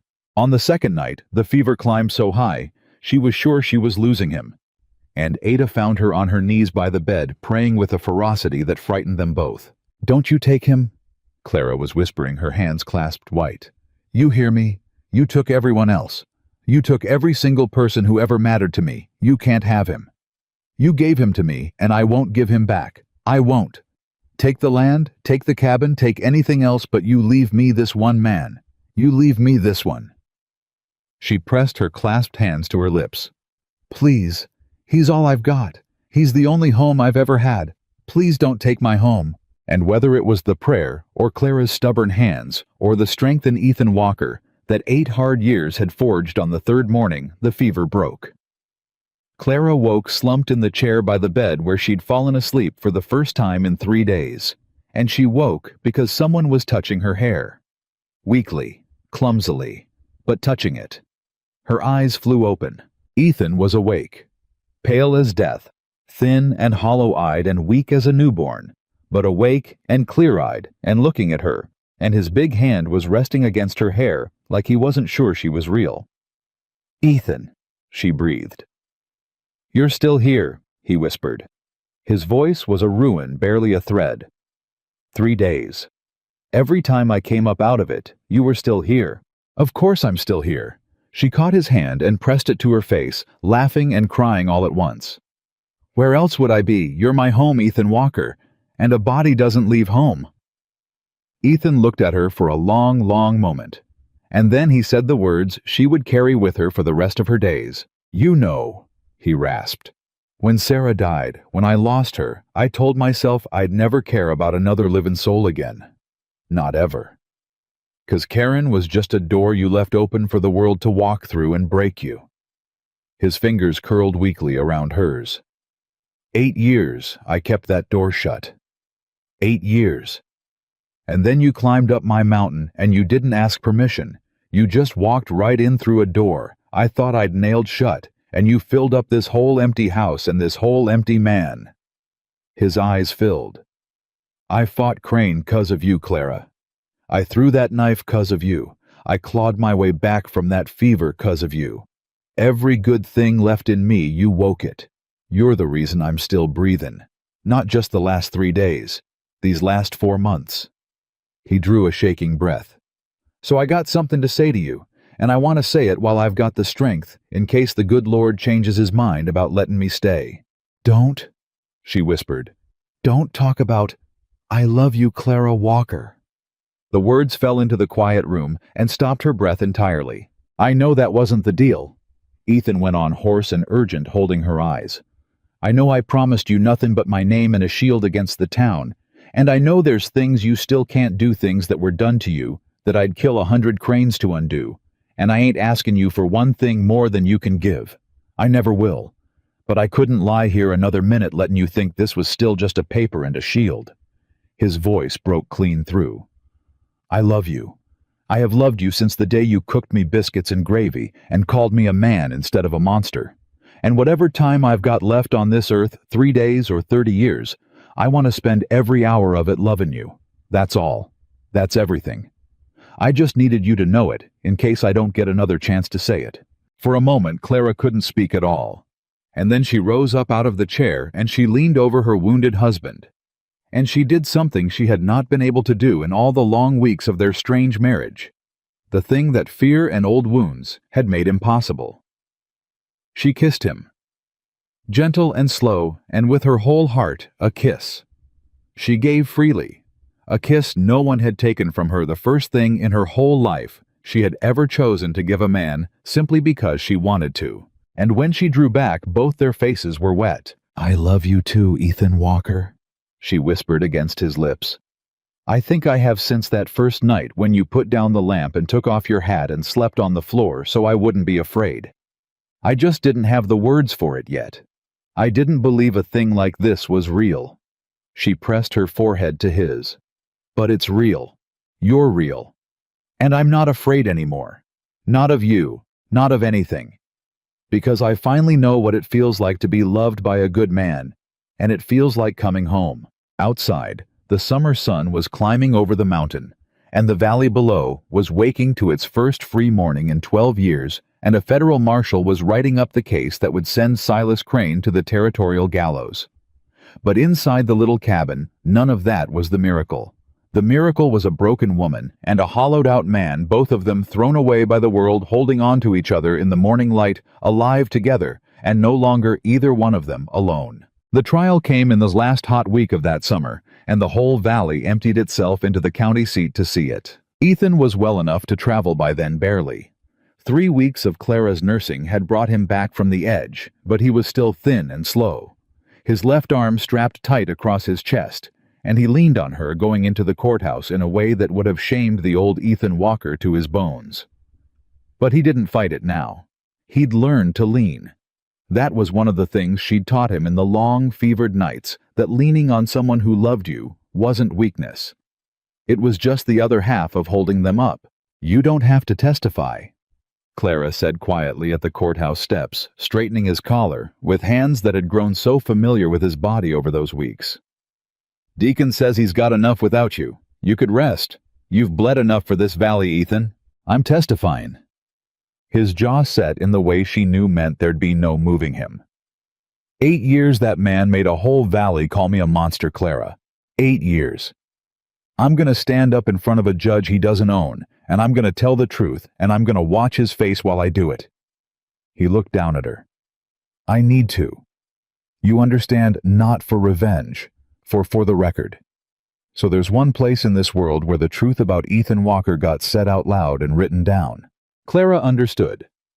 She'd spent her own life having the truth about her twisted by people with more power than she had. She knew exactly what it was worth to finally get to say it plain. "Then I'll be right there," she said. "In the front row, where you can see me." "Where I can see you," he agreed. "Same as I told Crane to do. It come through me to get to you. Only now, it's the other way. You be where I can see you, and I'll get through anything." The territorial judge was a lean, gray, unsmiling man named Harmon, sent up from the capital, and he had no debts to Silas Crane and no fear of him, and it showed in every word he spoke. He ran that courtroom like a man cleaning out a wound thoroughly, without flinching, and without any patience for the poison that had festered in it. And one by one the valley came forward to testify. The Hendersons told how Crane had stolen their South 40 on a forged debt. Old man Pruitt told how his well had gone dry the very month Crane bought the water rights upstream with a deed no honest surveyor had ever signed. The shopkeeper, pale and shaking, but there standing up at last, told how Crane had ordered every merchant in the valley to starve the Walkers out, and how he'd threatened their notes to make them do it. And Marshal Deacon laid out 6 months of patient work, the forged land deeds, the bribed magistrate, the water rights bought from men who'd been dead for years. Then Big Tom took the stand carried to it. His leg still splinted, and told the courtroom about a blizzard 8 years back, and a doctor who wouldn't ride, and a town that had needed a monster so badly it had built one out of the only decent man among them. "I stood at my own window that night," Tom said, his big voice thick. "I watched Ethan Walker beg on his knees in the street for a doctor to save his dying wife. And I did nothing. I let him ride back up that mountain alone. And then, God forgive me, I spent 8 years letting folks call him a killer, 'cause it was easier than looking at what I'd done." He turned in the witness chair and looked straight at Ethan. "There ain't words enough for how sorry I am. But that man came down my mountain when my shop burned and saved my life. And when Crane's guns came for him in the night, that man sent his own wife to safety and stood alone against 5 men, rather than let harm come to a single soul in this valley." Tom's voice cracked. "You want to know who the monster is?" "Your Honor, look at the man in them chains. And you want to know who the truest Christian in this whole valley is? He's sitting right there with his arm in a sling, and it took me 8 years of shame to see it." The courtroom was dead silent, and then it was Ethan's turn. He rose slow, and Clara half rose with him before she caught herself, and he crossed to the witness chair with his careful wounded gait, and he sat, and he looked out over the packed courtroom, over the faces of the whole valley that had wronged him, and the marshal who'd freed him, and the judge who'd hear him and his wife in the front row with her eyes locked on his, and he told the truth. All of it. Sarah and the blizzard and the doctor. The 8 years of exile. Crane's visits and the threats and the fire in the night. And when the prosecutor asked him to describe the night the guns came, Ethan told it plain and unflinching, right up to the moment Crane had put a pistol to Clara's head. "He had a gun to my wife's head," Ethan said, and his voice was steady, but his good hand had closed into a fist on the rail. "And he offered to let her live if she'd come away with him, and she—" He stopped. He looked at Clara. "She went slack in his arms, Your Honor. On purpose.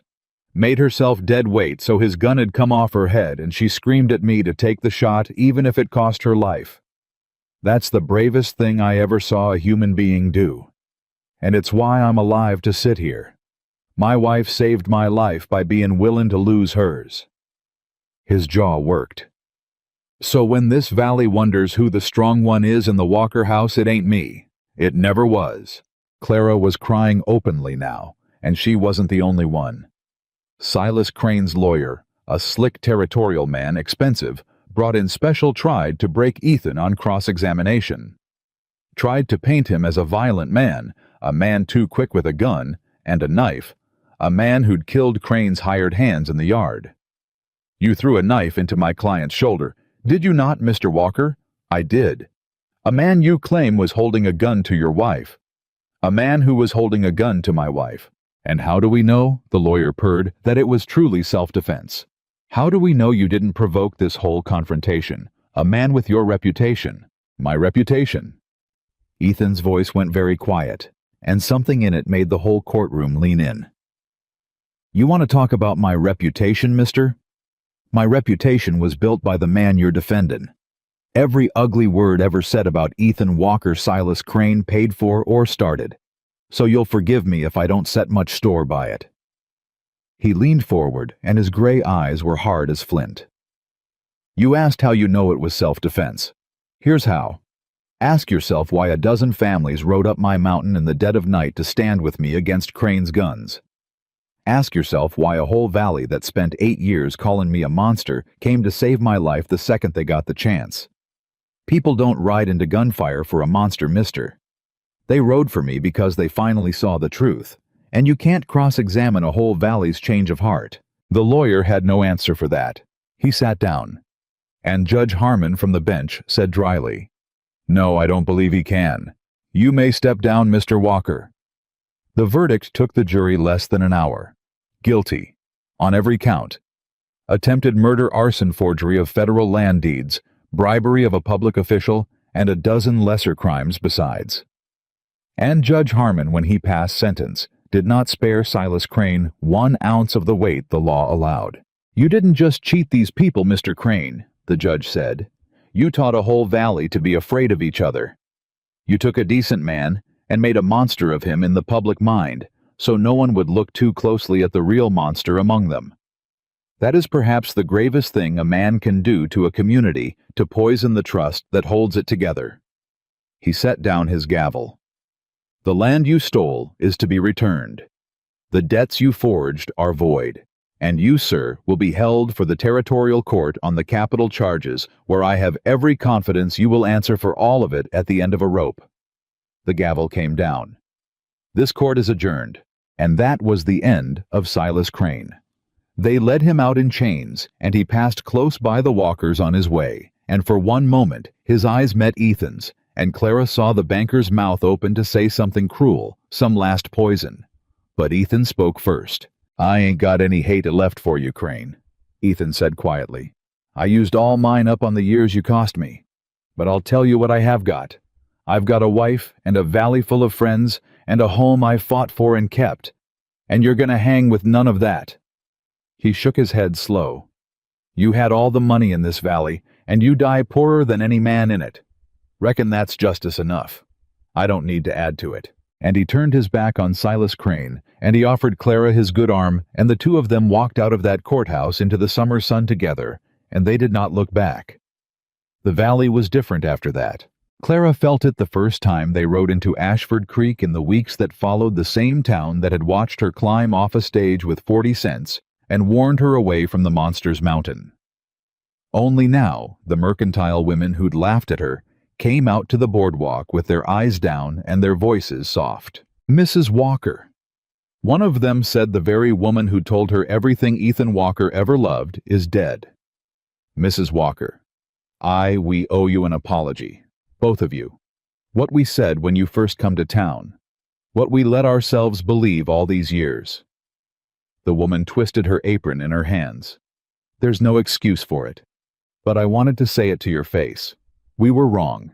We were cowards, and we were wrong, and your husband's a better soul than any of us."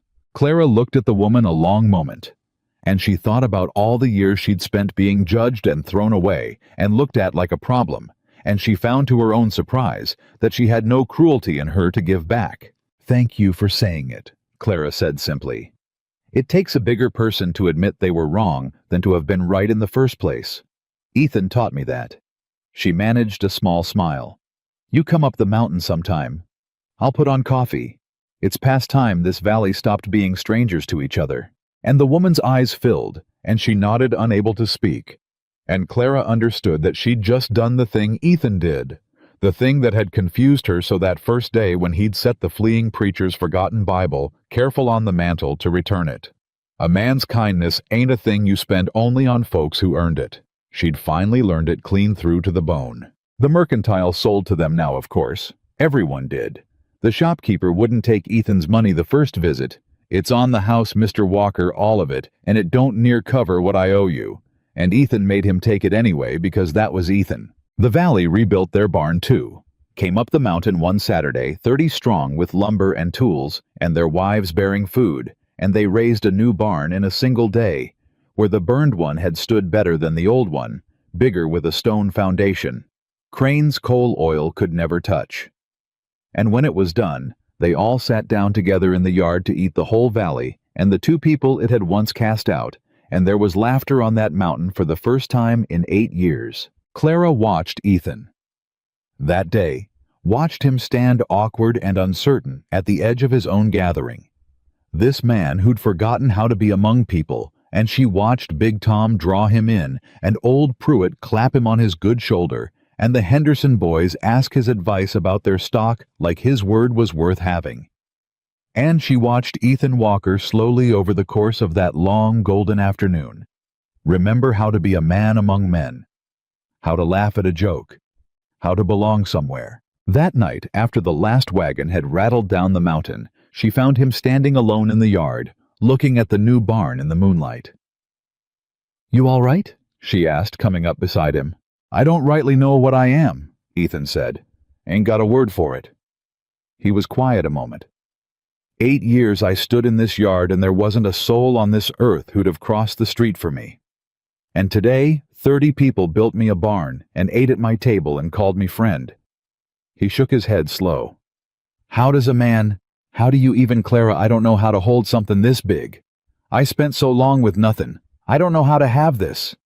Clara slipped her hand into his. "You hold it the same way you held me," she said softly. "One day at a time. Careful at first. Not quite believing it's real. And then, one morning you wake up and it's just yours. And you can't imagine you ever lived without it." She leaned her head against his good shoulder. "That's how I learned it. From you. You taught me how to have a home, Ethan. Now the valley's teaching you the same thing. It's only fair." He turned and looked down at her, and in the moonlight she saw his eyes were wet. "You did this," he said. "All of it. The valley, the trial, the barn it started with you climbing up my mountain and refusing to be scared of me. None of it happens without you, Clara. And none of it happens without you being worth standing up for, she answered. It goes both ways. That's what a marriage is, I think. I'm only just learning. She squeezed his hand. We built this together. Two people the world threw away, and look what we made out of what was left of us. But there was one more test still waiting for them, and it came as the summer began to turn toward fall in a form Clara had not expected. Not a threat this time, but an offer. It arrived by letter, carried up the mountain by Big Tom's boy, and it bore the seal of the territorial capital. Clara read it twice before she understood it, and then she sat down hard at the table, and when Ethan came in from the new barn, she handed it to him without a word. What is it? He couldn't read it, never had learned his letters past the barest necessity, a fact he'd confessed to her weeks ago with a shame she'd gently talked him out of. Read it to me. What's it say? It's from the court, Clara said slowly. From the territory. Ethan, because Crane's land is forfeit, and because you and I were the ones who brought him down, they're offering us his holdings, the bank, the mercantile, the good bottom land in the valley. All of it. Practically for nothing. She looked up at him dazed. Ethan, we could be rich. We could be the richest people in the whole valley. We could move down out of this cabin into Crane's fine house and never want for anything again. Ethan stood very still. Rich, he repeated. A fine house, good land, money in the bank. Clara heard her own voice and hated how small it sounded. A life without struggling, without the hard winters up here, without any of it ever again. She swallowed. It's everything I never had, Ethan. Everything I ran from Kansas City dreaming about. A soft, safe, easy life. It's right here in this letter. And she watched her husband's face, and she braced herself, because she'd learned long ago that this was the moment men showed you who they truly were. The moment money was set on the table. Ethan was quiet for a long, long time. Then he pulled out the chair across from her, and he sat down, and he took her hand across the table with his good one. Clara, he said gently, I'm going to ask you something, and I want the true answer, not the answer you think I want to hear. He held her eyes. When you picture that fine house down in the valley, Crane's house, with his money and his good land and his soft, easy life, when you picture yourself living in it, are you happy? Clara opened her mouth to say yes, and found she couldn't, because it wasn't true. No, she whispered, and the word surprised her even as she said it. No, I'm not. I don't know why, but I'm not. I'll tell you why. Ethan's thumb moved slow over her knuckles. 'Cause that house was built on 12 years of fear and stealin' and forged papers. Every board of it, every dollar in that bank come from a family Crane cheated or a man he broke. You'd never sleep sound in it, Clara. Neither would I. It's a poisoned thing. It's got Crane's rot in the very foundation. He shook his head. And more'n that, this cabin. He looked around the little room, the room where she'd cooked him his first meal, where he'd slept on the floor, where they'd lain side by side learning each other by inches. This cabin ain't much. It's small and it's cold in winter, and I know it's less than you dreamed of. But every board of it is honest. I built the far wall myself the second summer. You made it a home with your own 2 hands. We fought for it and we bled for it and we kept it. His voice went rough. I'd rather be poor in an honest home I built with the woman I love than rich in a fine house built on other folks' misery. But, he squeezed her hand, it ain't just my choice, it's ours now. So you tell me, true Clara, what do you want? And whatever it is, that's what we'll do. If you want that fine house, I'll swallow every word I just said, and I'll live in it and be glad, long as you're beside me. I mean that. And Clara Walker looked at her husband, this man who had just been offered everything she'd once believed she wanted, and had set it aside without a second thought. Not out of pride, but out of a bone-deep knowing of what actually mattered. And she understood that he had just given her the truest gift of her whole life. He'd given her the choice, freely, with no hand on the scale. The way he'd given her every choice since the first night when he'd set down the lamp and taken off his hat and slept on the floor. Give me the letter, she said. He handed it to her. And Clara Bennett Walker, who had spent her whole life having other people decide her fate, took the offer of a fortune, and she tore it clean in half, and then in half again, and she dropped the pieces into the cold hearth. "We'll write them back," she said, "and tell them to give Crane's land back to the families he stole it from. The Hendersons 40, Pruitt's water rights, all of it back to the people it was taken from. We don't want it. We've already got everything we need." Ethan stared at her. "Clara, I mean it." Her voice was steady and certain, and full of a joy she'd never known before. "I spent 26 years chasing a soft, easy life, Ethan, because I thought that's what would finally make me safe, finally make me matter. And then I climbed up a mountain to a cold little cabin, and a man everyone called a monster, and I found out I was wrong about everything. Safe isn't a fine house. Safe isn't money in the bank." She came around the table and took his face in her hands. "Safe is you. It's this. It's a man who sleeps on the floor, so I won't be scared, and throws a knife dying to save me, and hands me the choice of a fortune with no thumb on the scale. That's what I was really looking for my whole life. I just had the shape of it wrong. I thought it was a house. It was always a person." She kissed his forehead. "I don't want Crane's fine house, Ethan. I want to grow old in the cabin you built with your own hands. I want to freeze into the winters with you, and sweat in the summers with you, and bury us both up here someday side by side. That's the life I want. This one, ours." Ethan Walker pulled his wife into his good arm and held her against him, and for a long moment neither of them could speak. "You know," he finally managed, his voice thick, "the first night you come up here, I told you I couldn't offer you nothing but my name and a shield against the town. Remember that?" "I remember. I was wrong." He pressed his lips to her hair. "Turns out I had one more thing to give you, and it was the only thing that ever mattered. I could give you a place to belong, a home. Not the cabin me. I could be your home, Clara, and you could be mine. And two people who never had a home their whole lives could make one out of each other." His arm tightened. "That's the richest thing there is. Crane died with all the money in the valley and none of it. And we've got nothing but this cold little cabin and each other, and we're the wealthiest souls in the whole territory. Ain't that something?" Clara laughed against his chest, wet and joyful. "It's the truest thing I ever heard," she said. "And you're the one who taught it to me. A man everyone called heartless turned out to have the biggest heart in the whole valley. They just needed the eyes to see it. And I'm so grateful, Ethan. I'm so grateful I was the one who got to see it first." Outside, the summer was fading, and the first cool breath of autumn was moving down the mountain, and the valley below was healing family by family from 12 years of one man's poison.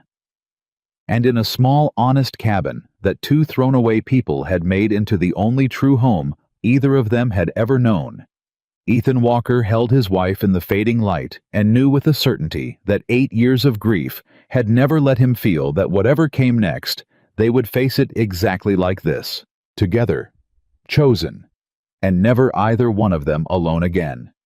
The letter went back down the mountain the next morning, and with it, Silas Crane's stolen valley began to come home to the people he'd taken it from. The Hendersons wept when the marshal returned their South 40.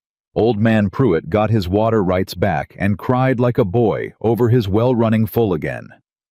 And every family Crane had cheated in 12 years of quiet stealing found over that fall and winter a piece of their lives restored to them not by charity but by justice, because a broken woman and a hollowed-out man had refused a fortune and asked only that what was stolen be given back. Word of it spread through the valley faster than any fire Crane had ever set.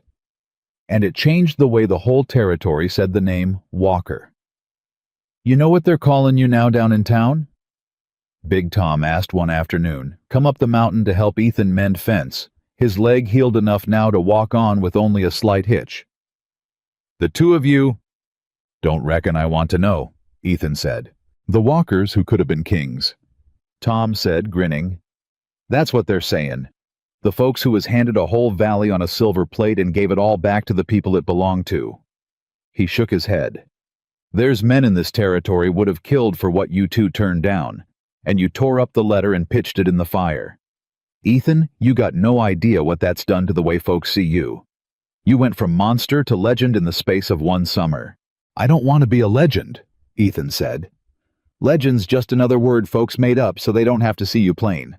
I had 8 years of being a story instead of a man. I'd sooner just be Ethan. Well, Tom said, and clapped him on the shoulder, the wounded one healed, now strong again. You're a story whether you like it or not, but at least it's a true one this time, and at least it's a good one. He looked out over the mountain. Folks needed it, you know, after Crane. A valley that spent 12 years being taught to be afraid and greedy and small, it needed to see 2 people be brave and honest and generous instead. You gave 'em something to aim at. That's worth more than all Crane's money ever was. Ethan didn't answer. But that night at supper he told Clara what Tom had said, and she reached across the table and took his hand, and she said, "He's right, you know, about all of it." "You believe that we gave the valley something?" "I know it." Clara's eyes were soft in the lamplight. "I've watched it happen all fall. People are kinder to each other down there than they used to be. The shopkeeper extends credit now to families that are struggling instead of calling their notes the way Crane taught him. The mercantile women, the ones who laughed at me, I saw them taking food to old Widow Barlow last week just because she was alone, and the winter's coming." She squeezed his hand. "Crane spent 12 years teaching that valley to be afraid of each other. And you spent 1 summer teaching them to trust again. That's what we gave them. We gave them each other back. The seasons turned on that mountain the way they always had, but everything under them was different now. Fall gave way to a hard winter, and it was the first winter in 8 years that Ethan Walker did not spend alone. Clara canned and preserved all through the autumn until the cellar was full, and when the snows came down deep and shut the mountain off from the world below, the 2 of them were not shut off from each other. They passed the long dark evenings by the fire, Clara teaching Ethan his letters at last patient, over the primer she'd sent for the big man, bent over the small book like it might bite him, sounding out words in the firelight, while his wife's hand steadied his under the pencil. "I feel a fool," Ethan muttered one night, wrestling with a sentence. 35 years old and learning to read like a schoolboy." "You feel brave," Clara corrected him gently. "There's nothing braver than a grown man willing to let his wife see him not know something. Most men would rather die than admit it. You just sat down and started learning." She kissed his temple. "You're the least foolish man I ever met, Ethan Walker. Now read me the next line." And he did. And by spring he could read her the scripture off the mantel himself of a Sunday in his slow, careful voice, and it was one of the sweetest sounds she'd ever heard, a man who'd been called a monster reading the Word of God aloud in a home full of love.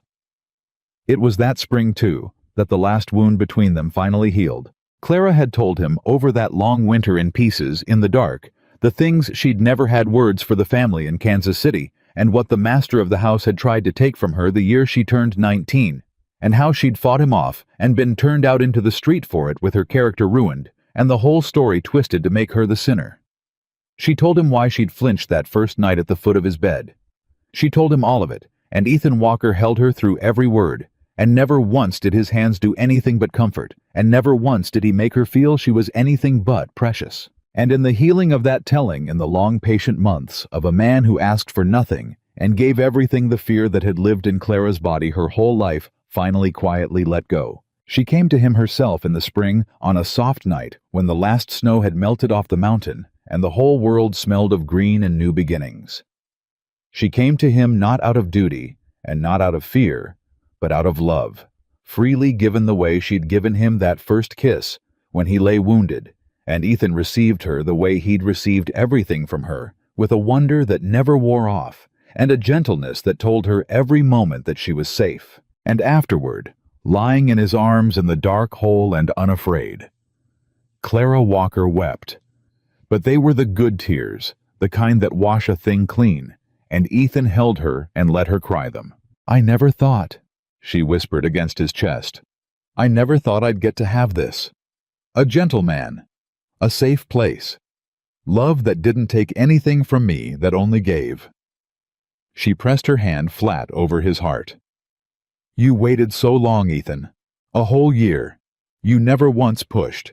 You never once made me feel. I told you the first night. Ethan said softly, his hand stroking her hair. I said I had nothing in this whole world but time, and I'd spend every hour of it waiting on you. His arms tightened around her. And I'd have waited 10 years, Clara. 20. Forever if that's what you needed. 'Cause it was never the waiting that mattered to me. It was you. Just having you here. Just getting to love you however much you'd let me. That was always enough. It was always more than I ever dreamed I'd get. It stopped being about waiting a long time ago, Clara said. This tonight, I didn't do this because you waited long enough to earn it. You never had to earn me, Ethan. I did it because I love you.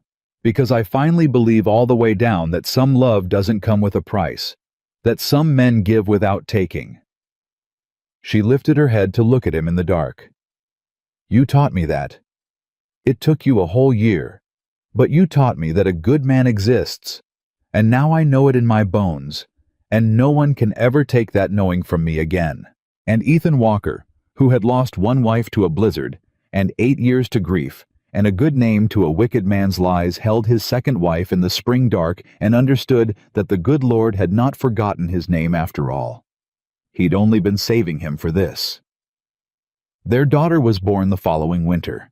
Clara labored 2 days, and Ethan, who had faced 5 armed men without flinching, very nearly went out of his mind with the helplessness of it, pacing the small cabin useless, while Ada Walker and the midwife shooed him out into the cold again and again. But at the end of the second day, in the deep quiet of a winter night, a small furious cry rose up in that cabin, and Ada opened the door and put a bundle in Ethan Walker's shaking arms. A girl, Ada said, beaming. A fine, strong, healthy girl. And your Clara's tired, but she's fine, Ethan. She's just fine. You go on in and see them both.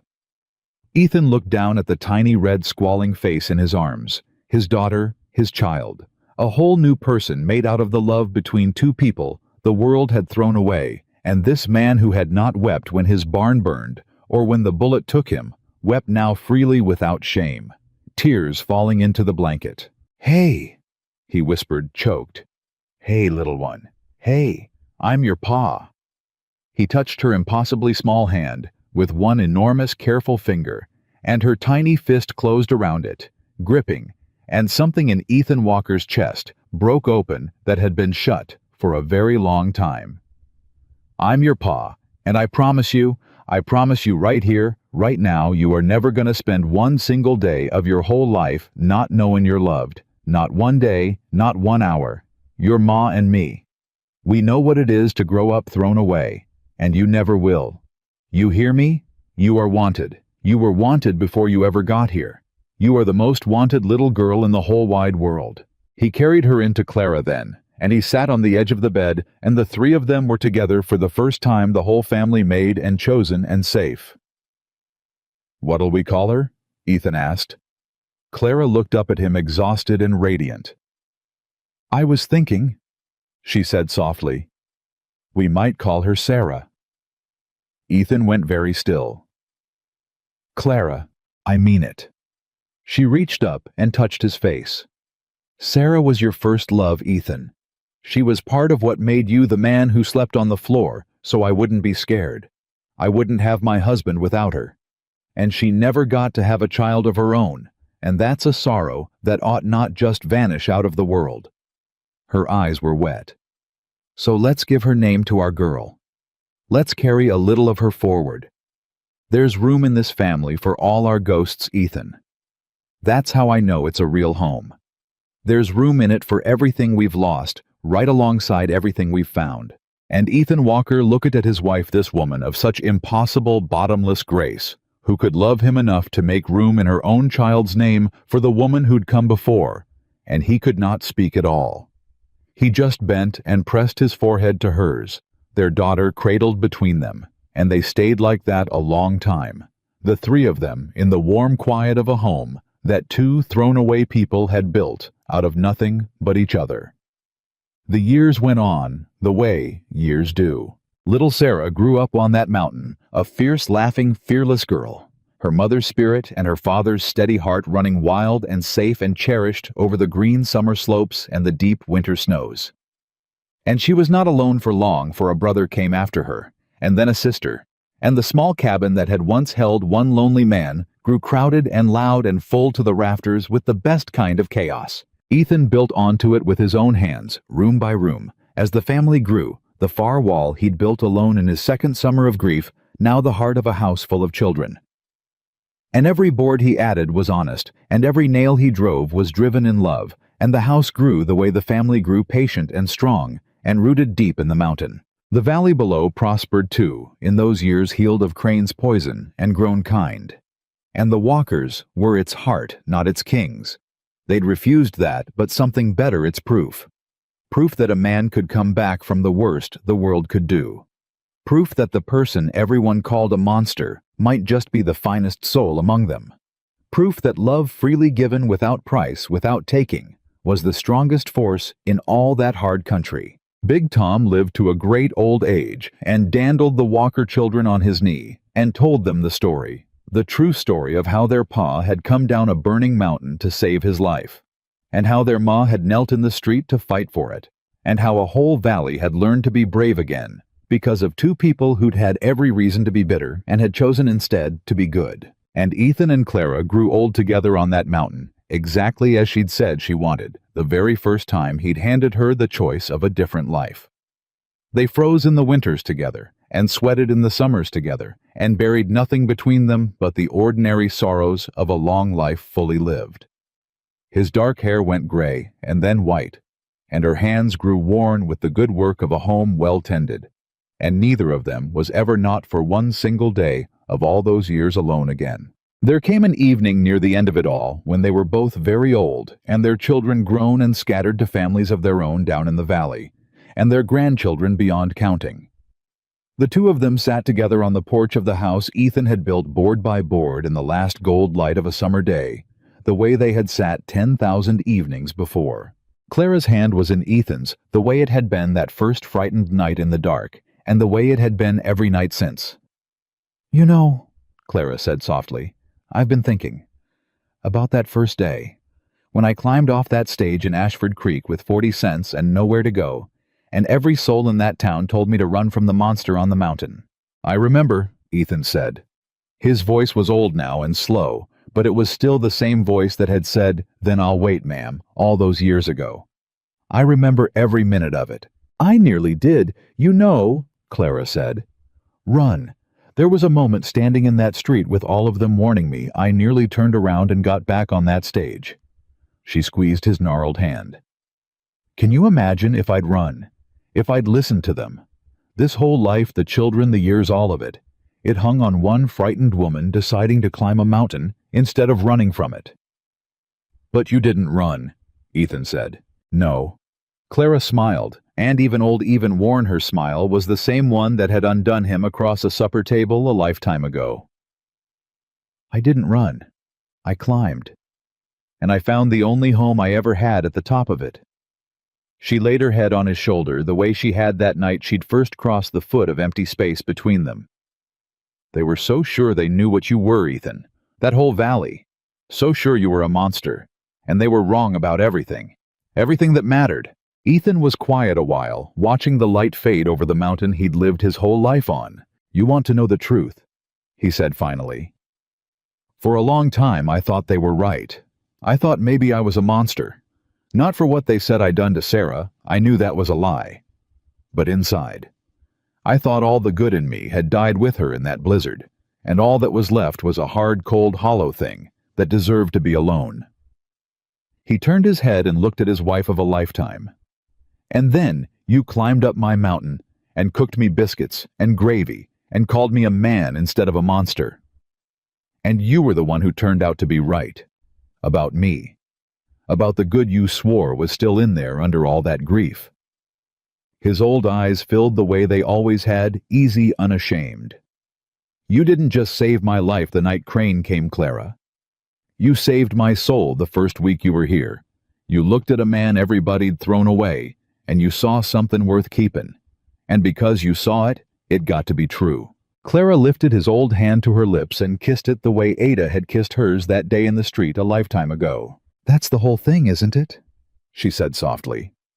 "That's the only thing that ever really mattered in the end. Not the trial, or the land, or Crane, or any of it. Just one person seeing another person plain. Seeing the good in someone the whole world had given up on. And loving them into being who they truly were all along." She smiled. "You did it for me too, you know. I climbed up here a woman who'd been taught her whole life that she didn't matter. That she was a burden, a problem. Something to be used up and thrown away. And you looked at me and saw someone worth sleeping on a cold floor for. Worth waiting a whole year for. Worth handing a fortune to and letting her tear it up." Her voice went thick. "We saved each other, Ethan. Two people the world threw away, and we climbed out of the throwaway pile hand in hand, and we built a whole life up here, out of nothing but the choosing of each other every single day." The sun was going down now, gold turning to rose over the western peaks, and the first evening star was coming out over the mountain that had been their whole world. "Ethan," Clara said. "Ma'am." The old joke worn smooth as a river stone by 50 years of use. "Are you glad?" she asked. "After everything, all of it, the grief and the exile and the bullet and the long hard years. If you could go back, if you could have the easy life, the one without any of the pain, would you take it?" Ethan Walker thought about it the way he thought about everything honest and slow. "Not for anything in this world," he said. "Not 1 minute of it would I trade. 'Cause every hard mile of it led here. To this porch. To your hand in mine. To a whole life so full it near breaks a man to look back on it." He raised her hand and held it against his old heart, the way she'd once laid her head there to prove to herself he was real. "I spent 8 years believing the Lord forgot my name. And he didn't. He was just saving me. Saving me for you. For this. For a love I'd never have believed a hollowed-out old cowboy could get to have." His voice dropped gentle, as it had been that very first night, quiet as falling snow. "So no, Clara Walker. I wouldn't trade it. I'd walk every hard mile of it again blind and barefoot if it led me back to you. Every single time. Forever." Clara closed her eyes and leaned into the man who had been her whole home for a lifetime, and let the peace of it settle over her like the coming dark. Down in the valley, the lights were coming on in the windows of a town that had learned because of them how to be kind. In houses scattered across the healed land, their children and their children's children were sitting down to suppers full of the love the Walkers had taught the whole valley to believe in again. And up on the mountain, on the porch of a house built board by board out of honest love, an old man and an old woman sat hand in hand in the last light exactly where they had always belonged. They had come to each other as strangers. Two people. The whole world had thrown away a woman with 40 cents and nowhere to go, and a man everyone called a monster. They had married for a shield and a name and nothing more. And out of that, nothing. Out of that cold and frightened and hopeless beginning, they had built the truest thing there is. Not a house, a home, not a bargain, a love, not a place to hide from the world, but a place to belong in it together, unafraid. And that is the whole truth of Ethan and Clara Walker and the mountain they made their own. A person is never defined by their past or their poverty or the wounds the world has dealt them. A person is defined by how they choose to treat one another when the whole world is watching and expecting the worst. Ethan Walker was called a monster by a valley that needed one, and he answered every cruelty with kindness until the truth of him could no longer be denied. And Clara Bennett was thrown away by everyone who should have loved her, and she refused to grow hard, and climbed a mountain toward the one gentle thing left in the world, and found it, and it was enough. Home was never the place where either of them was born. Home was never a house or a fortune or a soft and easy life. Home was the person who chose to stand beside them when the whole world walked away. And having found that having built it, and fought for it, and kept it all the way to the end of their long and blessed lives, Ethan and Clara Walker wanted for nothing else ever again.